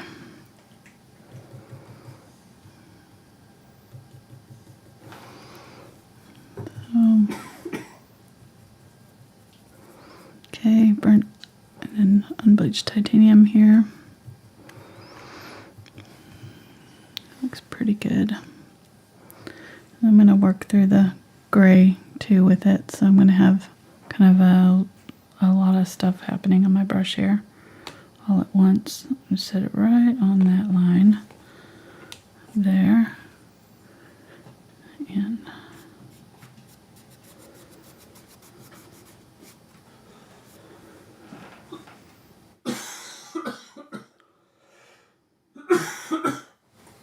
excuse me. don't start coughing.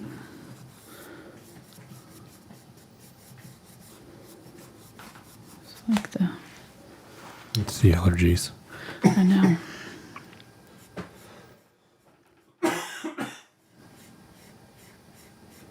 You take the allergy medicine and you get all dried out. Yeah.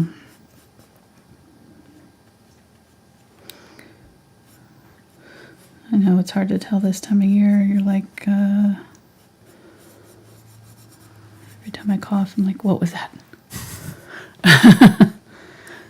Is that all right? I think I feel good. I feel all right. Okay, I think I'm okay.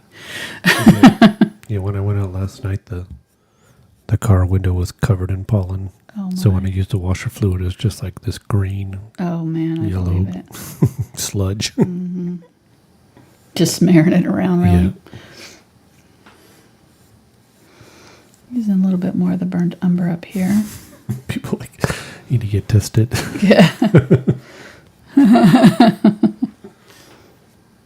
He's all right.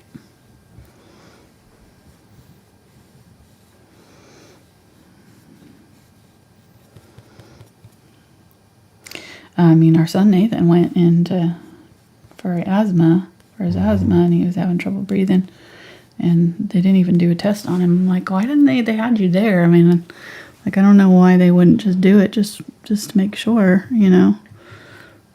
Now I'm going to be worried about him. Mm-hmm.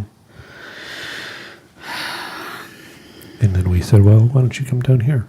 Yeah. I know. He's having... Well, if he was sick, though, I'd want to be with him anyways, so Right. I don't want him to be by himself if he was sick, so. No, his new place he just moved into, apparently the air conditioning is not working, so Yeah. it was very hot and humid in his apartment yesterday. Mm-hmm. So we said, well, we got air conditioning here. Mm-hmm. Okay, going a little bit more with the gray on this front part where it's more in the sun. It's kind of hard to... I've got the kind of the wrong... let's get a smaller brush that'll make it easier. I don't know why I'm using this thick brush back there. Like, I can't fit it. Oh, okay, well, there's easy solution. Just switch brushes, Ange. Smaller brush, smaller space. A lot easier to fit. Of course, this one's not round, but that's okay. This one, these wood sections are pretty light. There's not a whole lot of dark in there, so I'm not going to leave a lot of that black showing.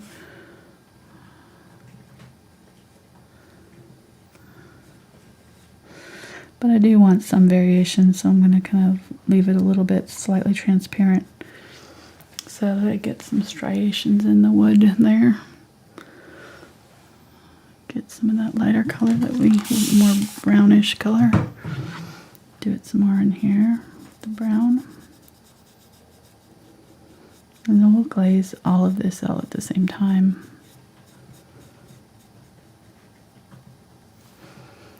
This is all dark back in here. I don't know why I just did that, because I got an ant. Just killed an ant.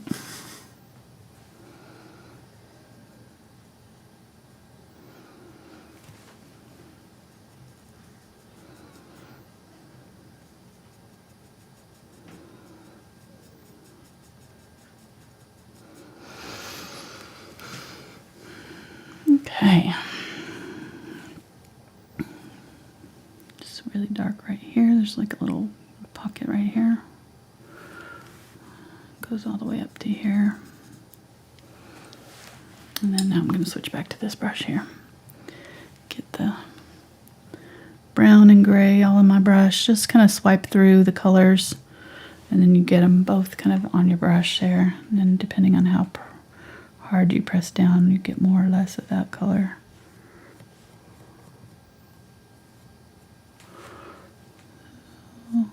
Going straight up here.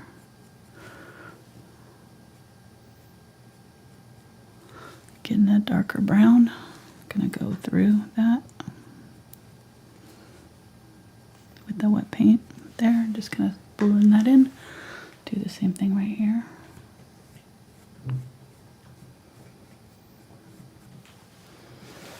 It's really kind of gray.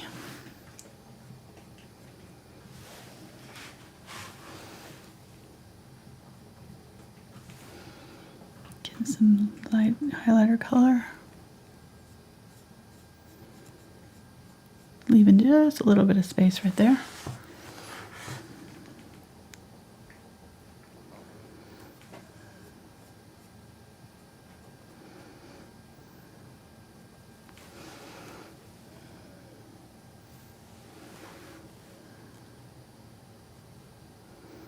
Just trying to get some streaks in this wood, so you kind of see the grain a little bit.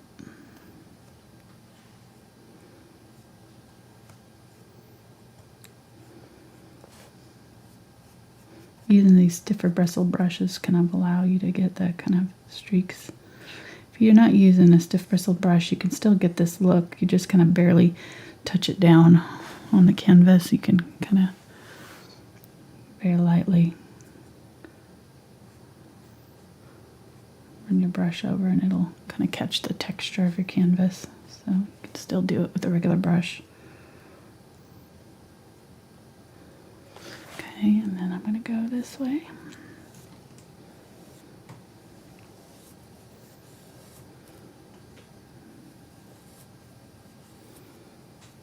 I've already got some texture going on this board, so depending on how much you did before, you can leave some of that showing.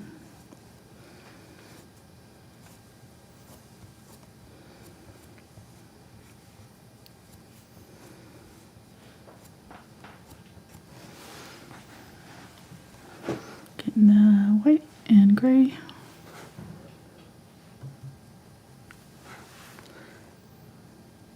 Barely touching.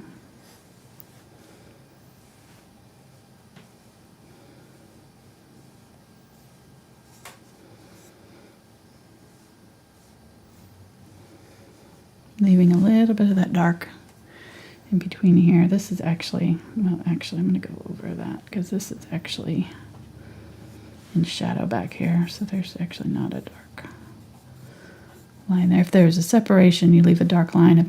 If it's just going from, we're seeing the bottom edge of this board kind of right here.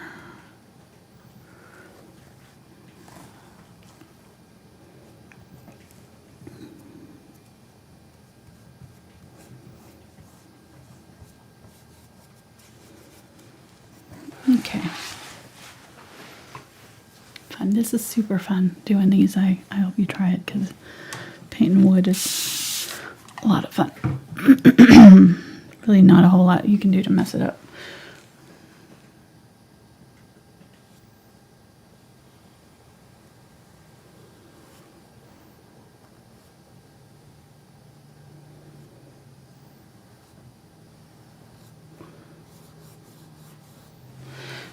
Right over the top of my lambs there. Let me do like this.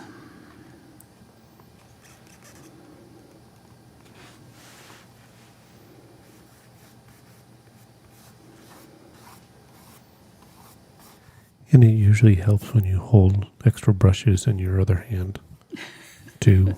That's one of the secret tricks that Angela rarely shares on the channel, so just consider another pro tip. Shut up. Sometimes you have to hold them in your teeth. I do, sometimes. If I run out of space in my hands.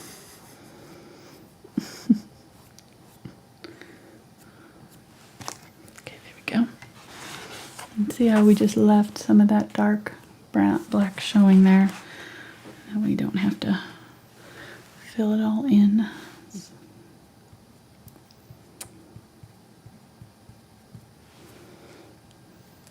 And in that area there, we kind of did a, need to have that black right there.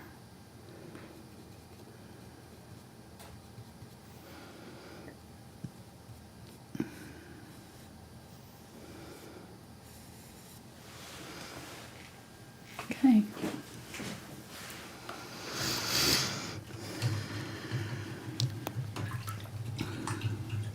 Let's switch to the bigger brush. This is where I think I'm going to need the paddle. I'm going to use the light gray, dark gray. Just tap, get a little bit of that brown. So I have all these different colors in my brush here, and I'm just going to scrape them on pretty heavily.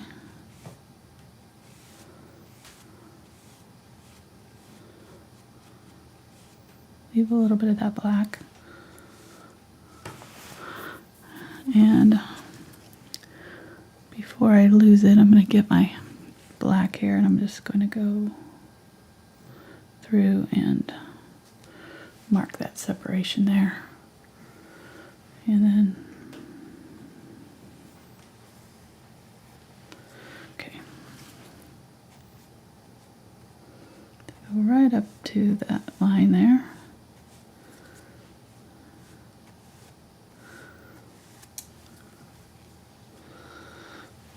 I feel like I want a little bit more of the blue.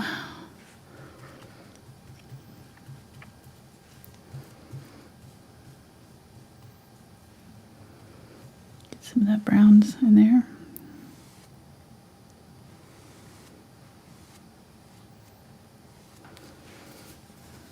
Where was it? Right here.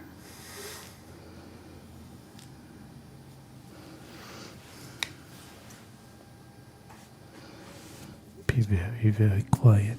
We're hunting rabbit.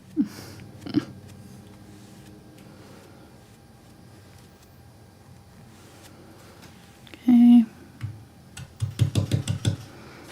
Tapping it will kind of separate out the bristles a little bit, so it gives it a little bit more of a rough texture. If I hold my brush upright a little bit too, I can get some of that texture to show better once I get that paint on there. There we go.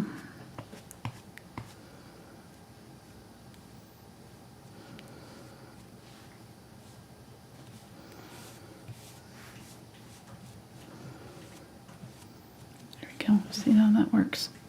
Okay, that's doing good.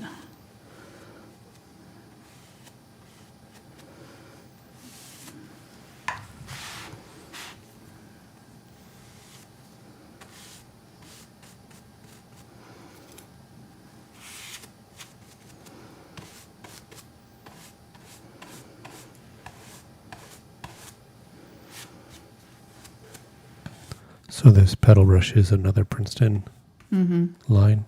Yeah. Red line, it's called. Red line. Wow, where did they get that name from? I don't know. Oops, sorry, I was off camera there.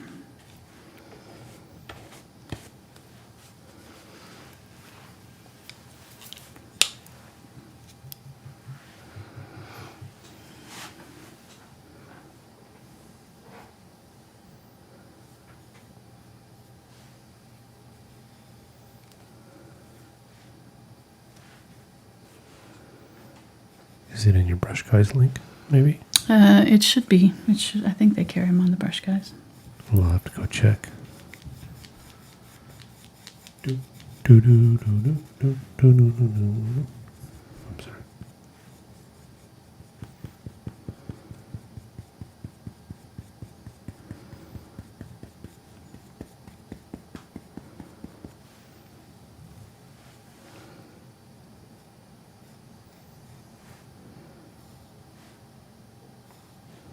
Yes. It is. Okay, good. Yeah, and if you use the brush guys link, be sure that you're using the code Angela Fine Art because then you get 5% off. So gives you an extra discount. Exactly. Wow, that one is not cheap. No, it's not. Nope. That's why I said you can use, something else if you've got it. Doesn't have to be this exact one.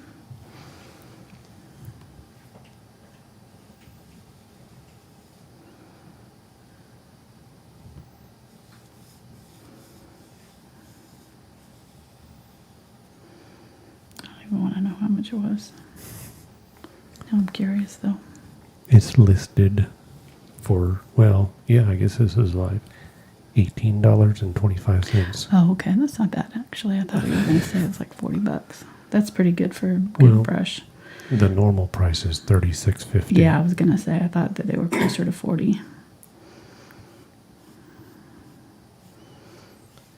So, yeah, they've always got really decent prices on their brushes. That's why I really like working with them, because I feel like they're not trying to, gouge people. Brushes can be super expensive, so it'll be closer to like $17 with your discount. right.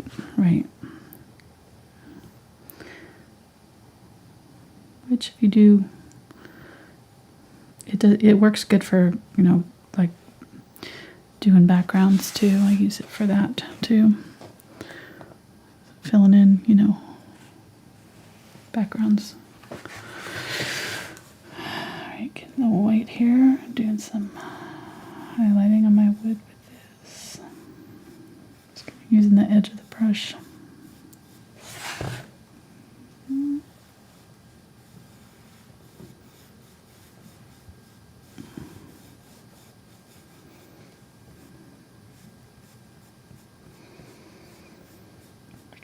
Straight lines, you can kind of go back over them to kind of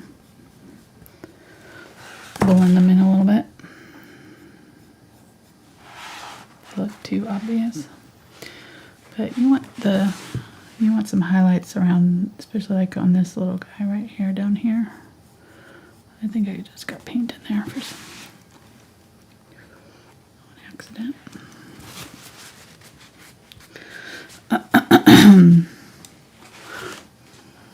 And I got paint right there too, where I didn't want it when I was doing the first little bit.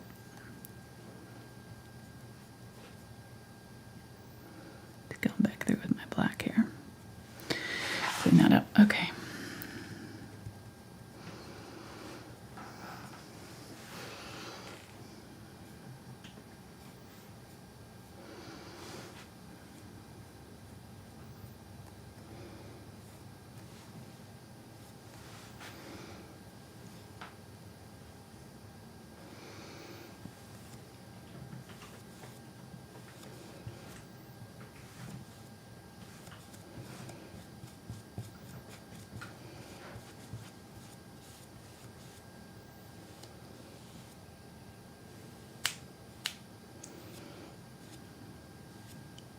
Use this one to put those lines in there. I think it's doing all right.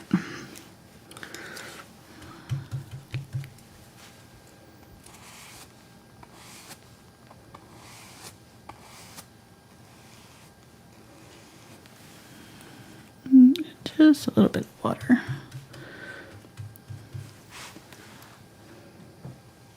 There we go.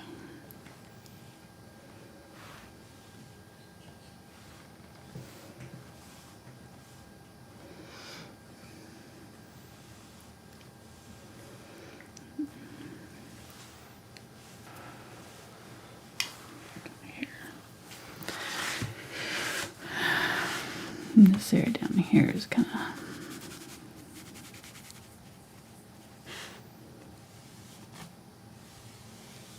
dark, but I'm going to go ahead and put some light color down there, and we'll fix it later. This area here has got some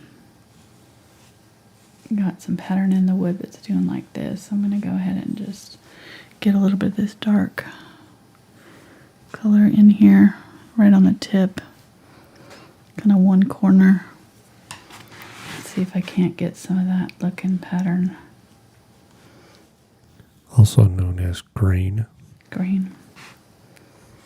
Yeah.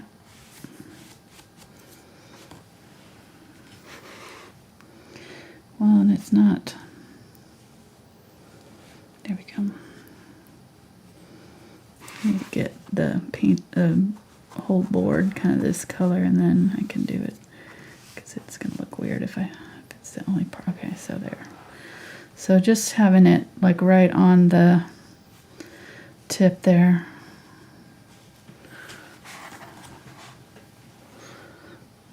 On the corner.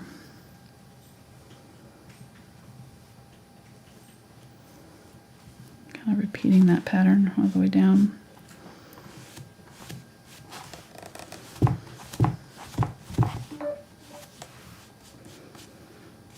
That's my phone. Has it been 3 hours? 2.5.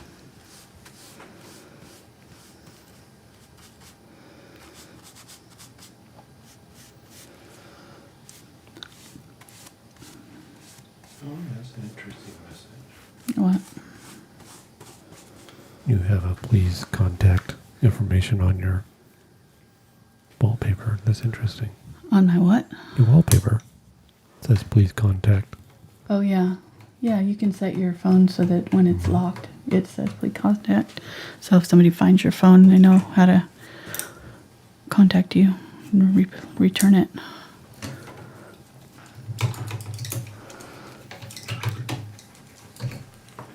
Mine has 2 time zones on it.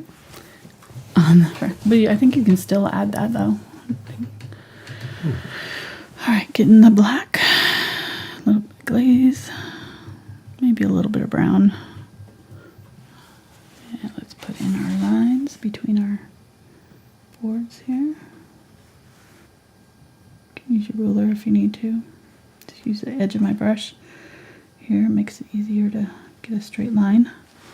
I find it's easier to use a flat brush to do lines than it is with a round brush, because that flat edge just helps, keeps it straight. Keep it straight.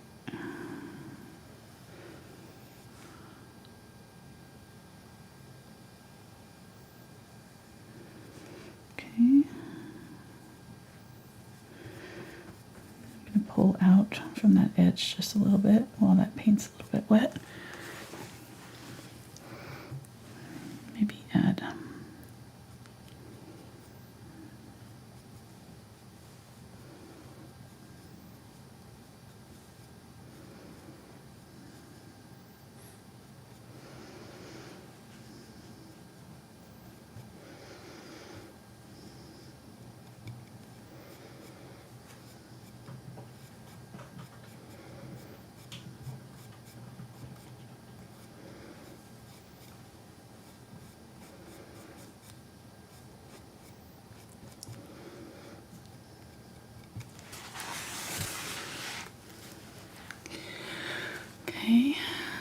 it's easier to do the obviously to do the grain this way.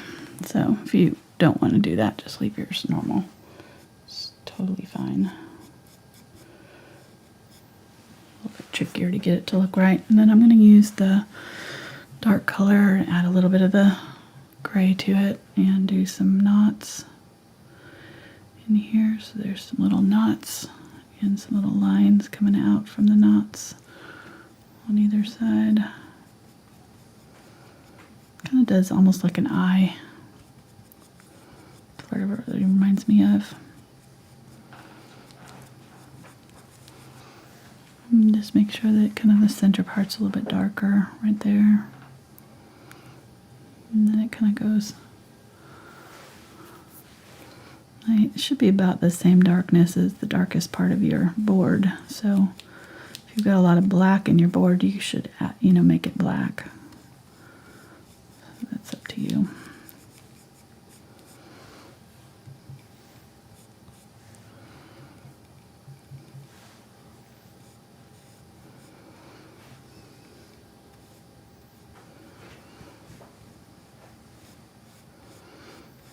Just going through, kind of using the edge of my brush, and kind of just touching some areas and creating some lines in my wood, texture.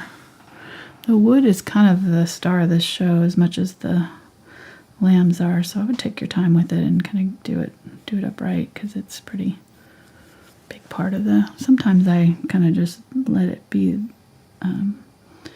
less distinct because it's sort of in the background and you're not really seeing it. But this is such a big part of this painting, almost half of it, or more than half, you know, is wood. So I'd say just, you know, take your time, get out your small brushes if you want to, and do some little lines with your small brushes, some small knots and things in the wood. I just use the corner of my brush. I feel like it kind of does some fuzzy things around the edges of the knots, and it makes them a little bit more natural looking. Kind of knot is, if I use a round brush, I tend to get a little bit more fussy with it. You know, using this kind of brush, it kind of forces you to kind of do it looser and lighter, and you get kind of these little rougher patches and things happening. And I just think it look, for me, it works better. So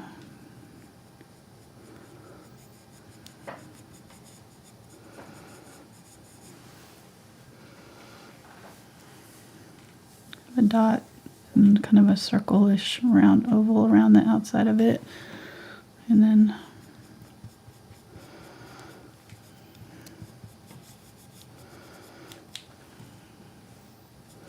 we're going to put our nails in too. That'll help add a lot of realism to this.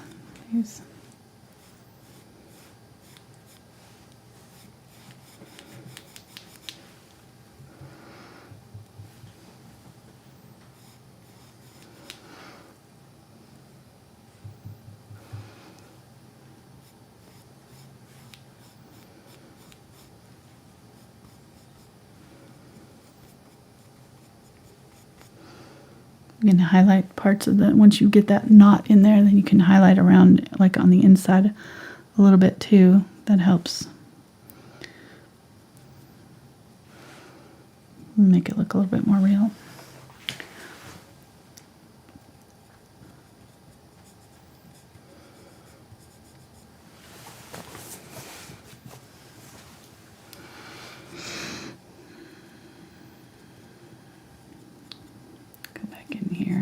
Highlight some of these parts of the grain that's sticking out.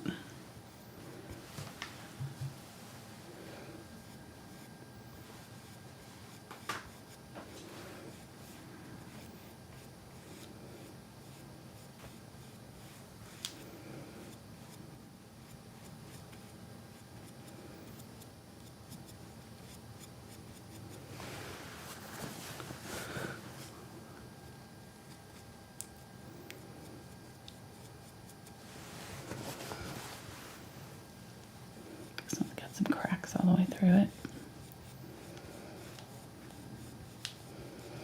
So if you want to make the cracks kind of stand out, put your dark color on there and then get your highlight color. So get some of this light gray. Go right up against that crack. My paints are all drying out. Right up against that crack. And just do kind of a very small line right up next to it. That will push back that crack. Push back the crack. That should be a PSA. Just say no. Is that for plumbers? Oh my gosh, that's funny.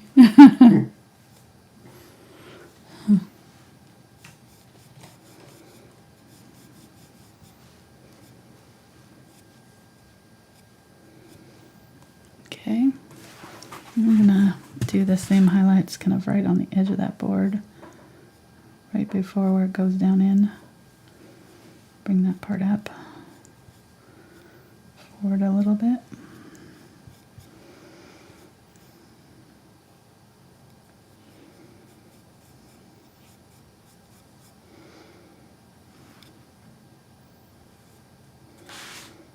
Again, anytime that you're having this light color right up against that dark color, it's gonna signify that there's a space there.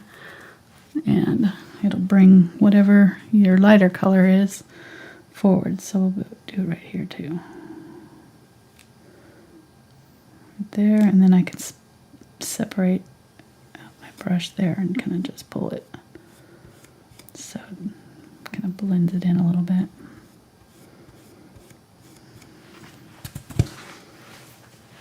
Maybe do a little bit more.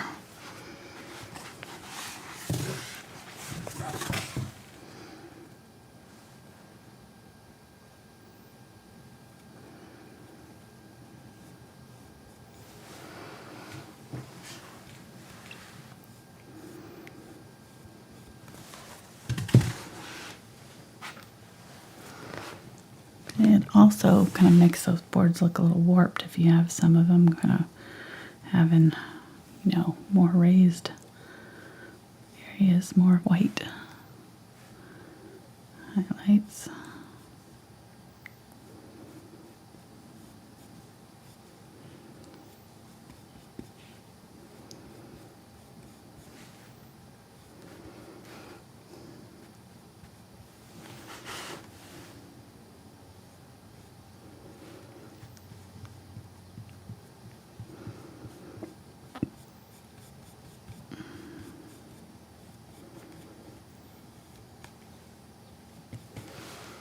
Okay. Oh, he's looking good. I like it.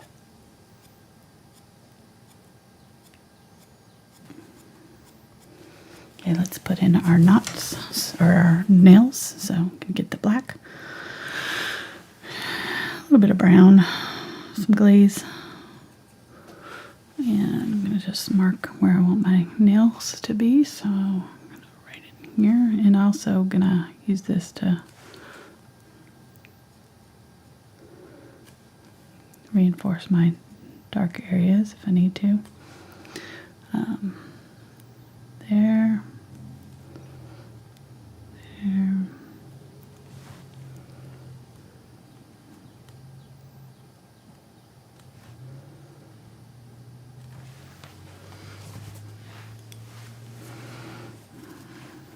And I'm gonna blend those out just a little bit.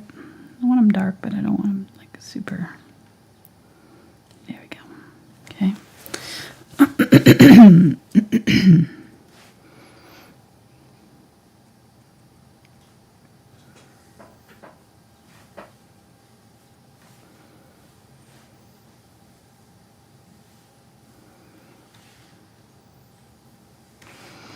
And these are very kind of rustic, so they don't have to be perfectly spaced or anything.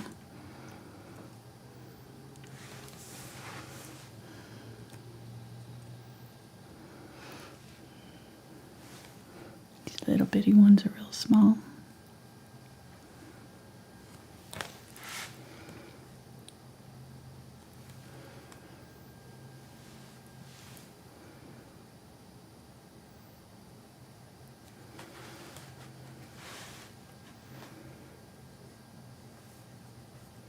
Can separate your boards out if you need to.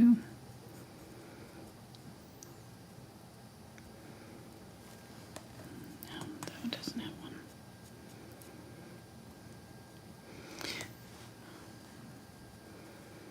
There is kind of some bleeding around them, so you can use your, you could use your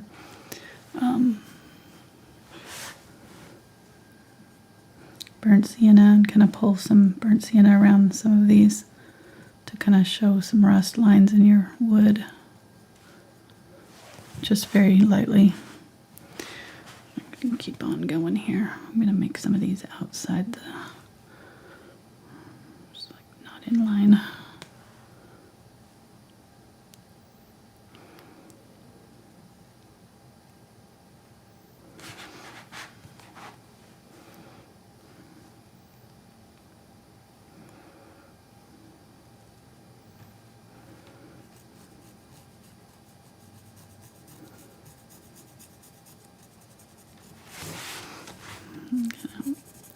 Use the edge of my brush here to Just scrub in some dark over this. This whole area down here is just kind of broken boards. Just darken it all up a little bit. And then reinforce that kind of crack that's in the wood right here.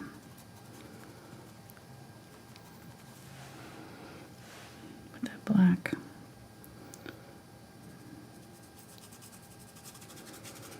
There we go.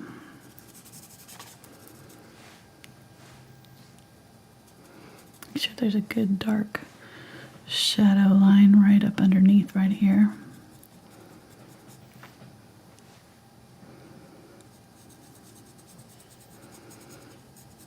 And that kind of blends out on the bottom a little bit, but it's pretty real thick right there.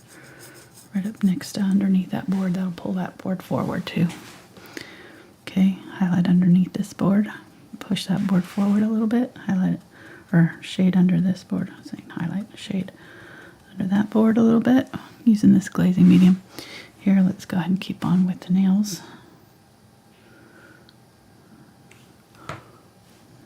There's a split in this board, but I'm not going to paint that in right now. I'm just going to put it in like it's normal.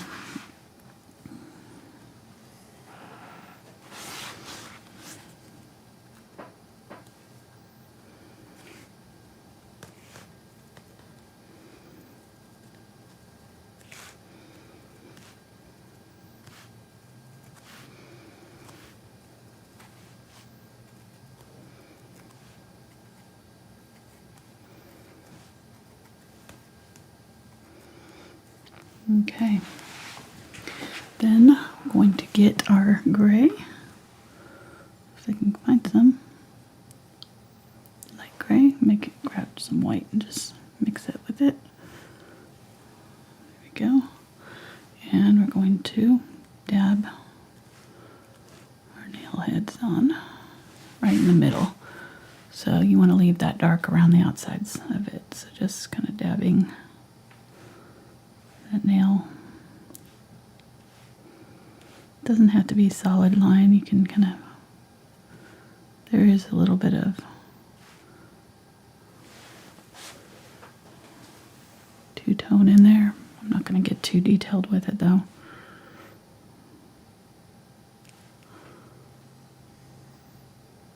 If you need to, you can switch to a smaller brush if you need to fit it in the little space easier. You see that? Really, I think I want a little bit of the burnt color, or burnt umber color, or not burnt sienna, I mean, in there too. I'm gonna go back in there and so it's pretty. It's not super light, so there we go. And shadow back over those once I get those in there with a little bit of the dark color and the burnt sienna. Just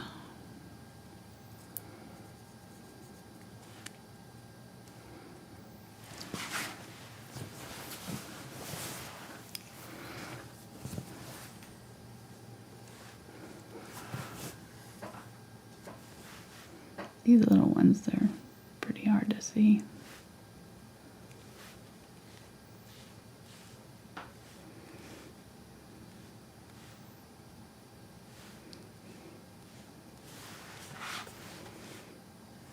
Doing okay, Ann? Mm-hmm.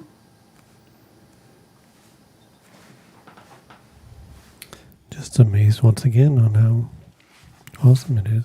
Oh, thank you. You're sweet. It's kind of like you know what you're doing. You should be teaching this to others. Hopefully. Hopefully.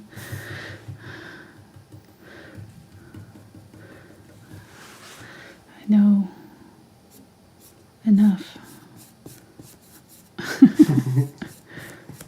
But I'm still learning.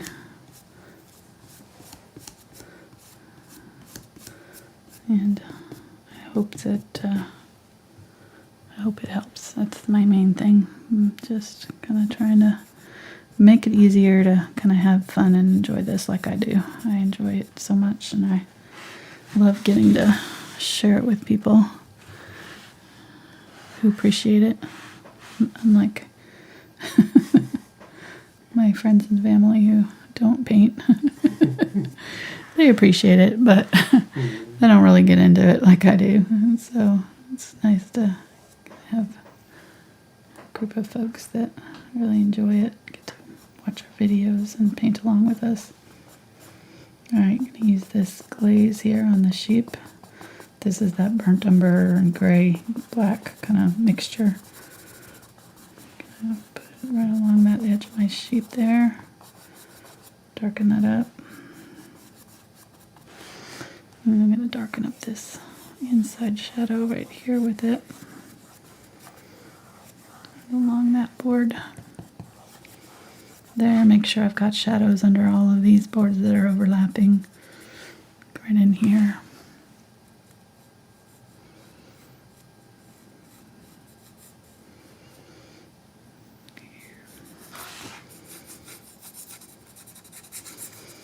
And glazing some of these boards here will kind of help too, especially kind of around those nails things.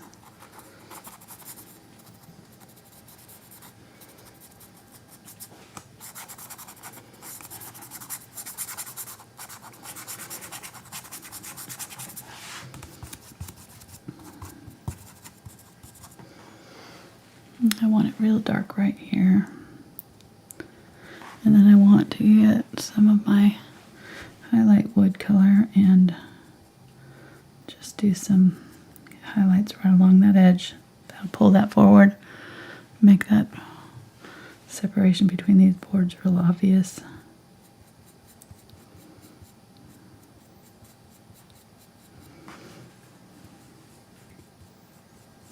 Somebody just asked, how do you get your paints to slide so easily?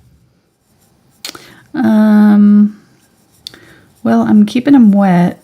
That's the main thing. You know, they won't move without water. So keeping them wet is real important. And this is Unbleached Titanium here. They're starting to fight me though, because they're getting dried out. So, you know, at this point, you really probably, if you've been painting a couple hours, you probably need fresh paint out. But I spray them pretty often just to keep them moist while I'm working. That helps a lot. And, yeah. If your paint's not flowing on the canvas, then that's the first thing you need to do is just add more water to whatever it is you're doing.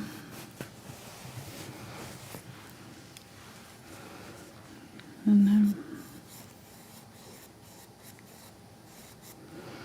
some yellow oxide burnt sienna here. Okay, so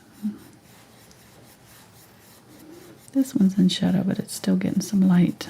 Our light's coming from over here.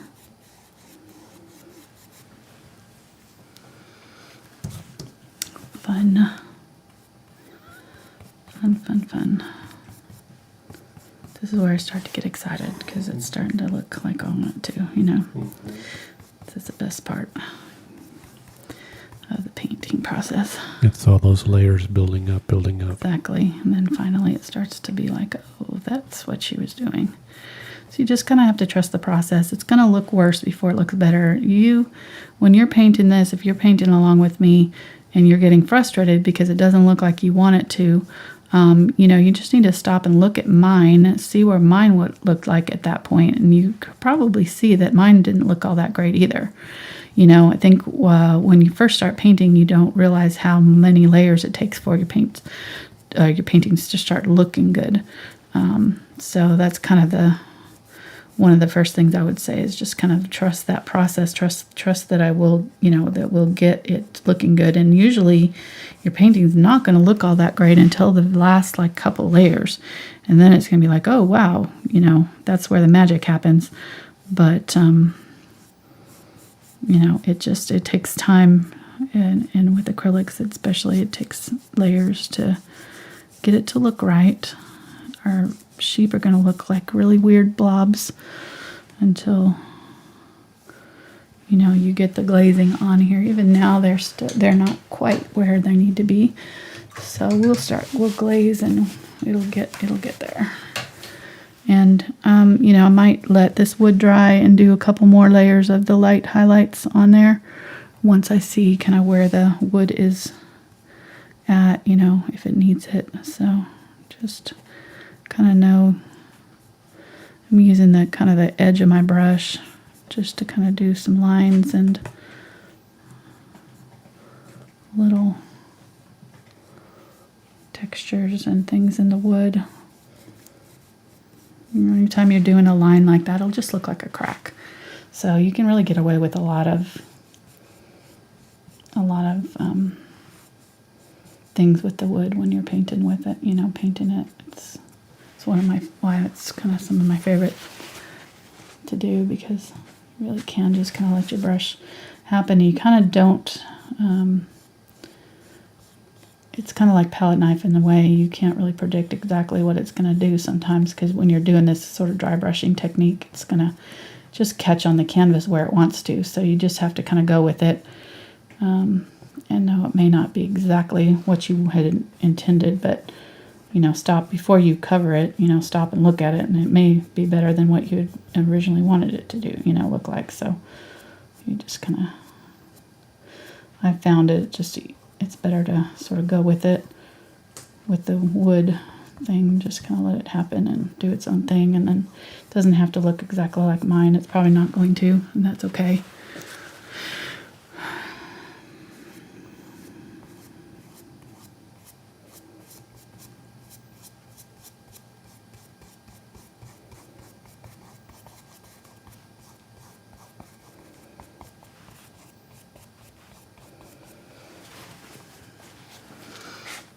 Okay, let's glaze. Glaze and we'll be done.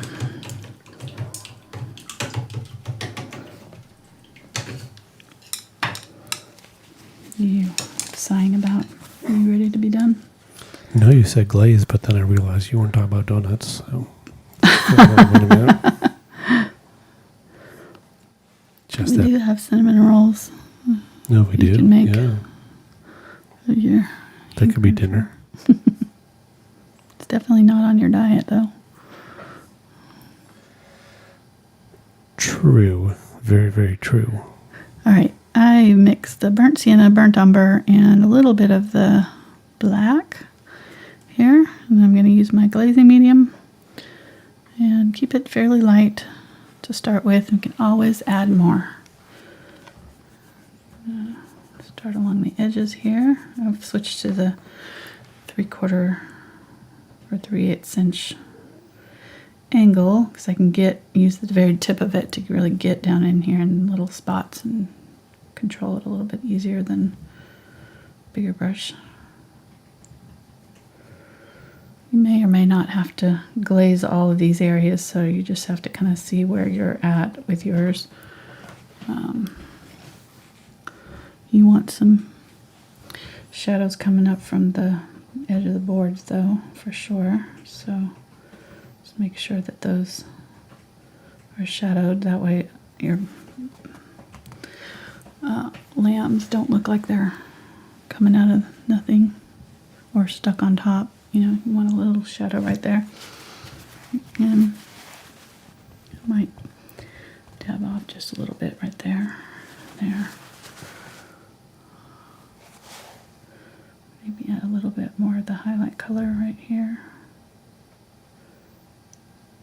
Yellow. Okay. I'm going to use a little bit of the yellow with this brown burnt sienna, yellow oxide. Mixed it with this dark brown color, so it's kind of tinted. I'll use it down here.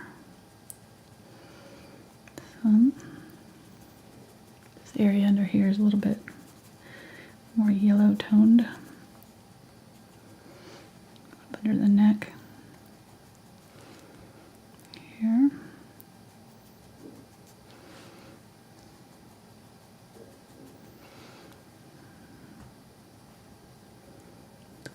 face, nose. So I'm going back over those contour lines that we had before, just kind of shadowing them in.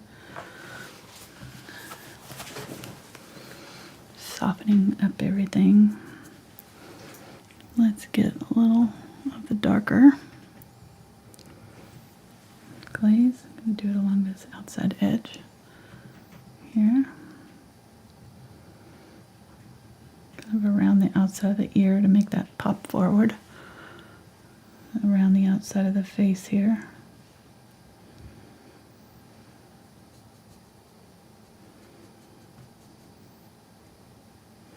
Again, doing the same thing, just going to try to get that.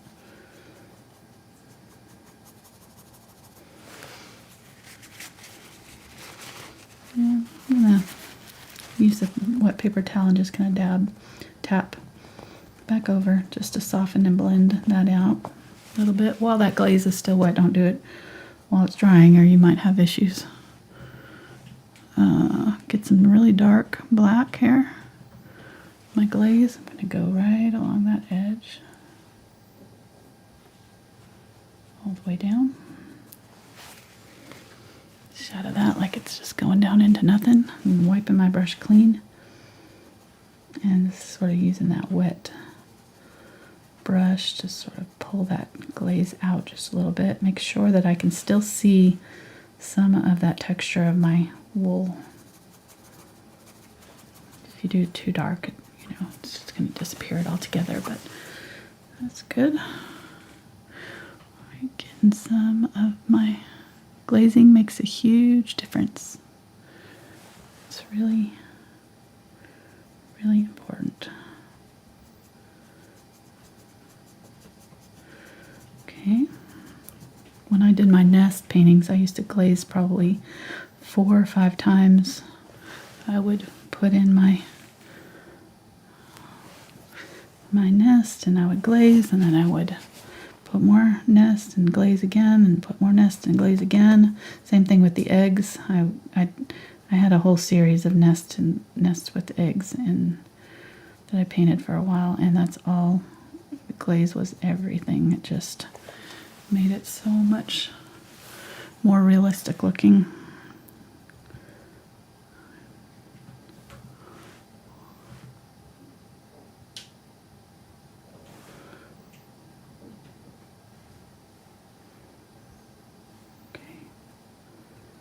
Okay, now I want a little darker right there. So I'm going to get a little bit more. If you want it darker, just use a little bit more paint.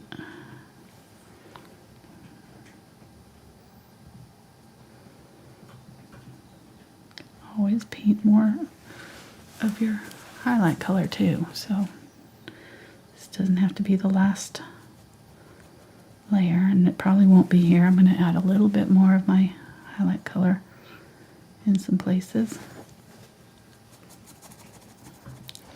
I just want to very, very lightly tint this whole area. Maybe get a little bit of the yellow, a little bit of that brown, and just tint this whole area with just a little bit of that color. Because the bright white is only in a very few places, so you don't want it to be too white everywhere. Okay. Aw, you're so cute. Okay. Glazing in that white that we put on earlier just to kind of make sure it's got some good duration. It looks good. Face looks good. Pretty happy with most of that. So let's grab my brush here. I'm going to get a little bit of my unbleached titanium, but mostly white. Maybe a little bit of this gray if I can get some that's still wet. Yeah, there we go.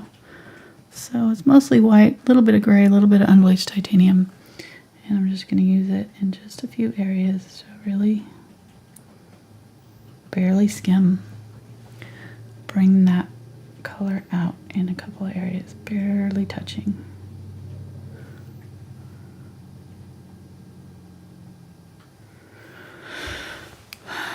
Make sure that your nose is nice and bright. If it's not, add more to it. Mine's doing okay, so I'm not going to need it. It's a good tip, especially if your name is Rudolph. Make your nose so bright. Yep. Maybe the sheep will guide my sleigh tonight. Maybe. Make sure your bottom of your mouth there on this guy's got enough of the white, and just gonna use that to I'm gonna pick where I've already got the bottom of my little areas here, and I'm gonna highlight those. So I'm not adding new areas of highlight here. I'm just picking places where I've already got this highlight color and going right at the very bottom of those little V's, so that I'm getting really good bright highlights right on those little tips. Just a few areas, doesn't have to be everywhere.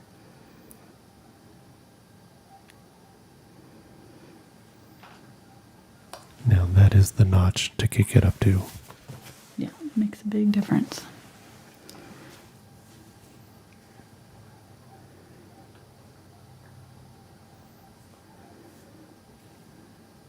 When you've got the glaze and you've got the darker areas, anywhere you put this lighter color, it's going to really draw the eye. So just be real careful about where you put it. Don't overdo it.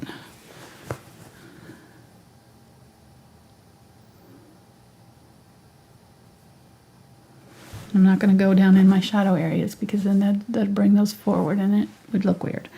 So I want to just keep it right in this area in the front right here where I know I have these brighter areas happening. And then if I do have an area where I have, I want some highlights, like maybe in here, I'm going to use a darker gray for that.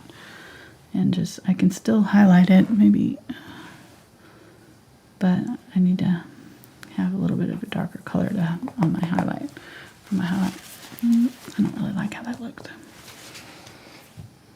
Maybe use a little bit of the unbleached titanium. Yeah, right there. Okay. So you can use the unbleached titanium in some of these areas.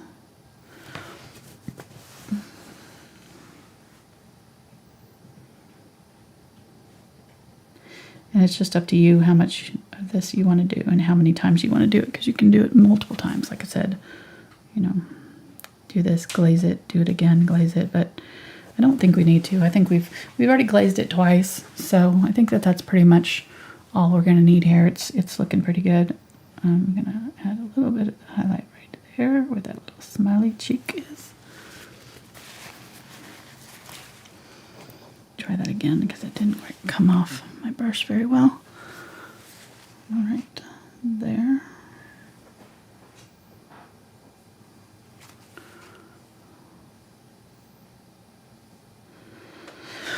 All right, I'm going to start to say thank you for watching today. We're pretty close to the end here.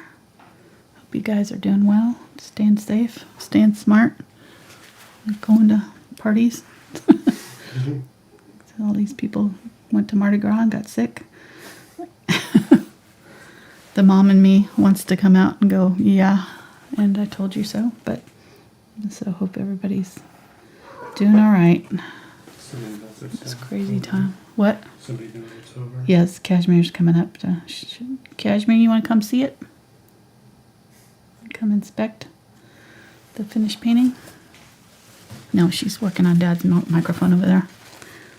Rubbing all over it. Putting her scent all over it. Gonna get some of this light color. She is like all up in his business. I took a picture of him trying to type with her laying. She likes to get in there and lay on his arm while he's trying to type. It's pretty funny. And then a little bit more highlight right on those eyelashes there. And let's do a little bit on this guy's. I did. That's too far over.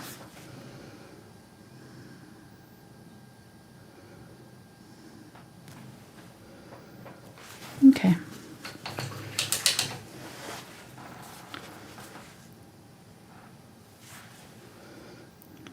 So they come this way. His eyelashes come back that way.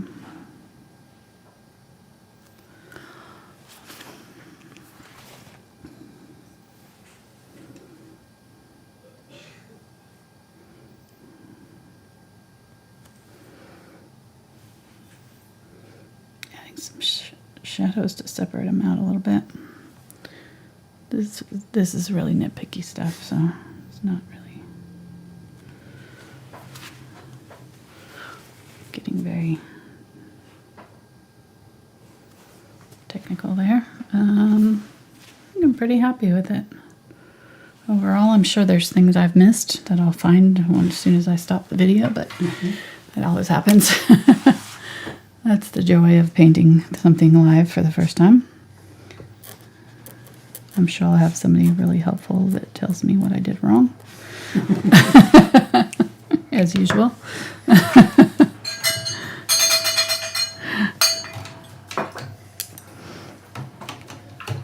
Yes, that's the sheep bell. Yay.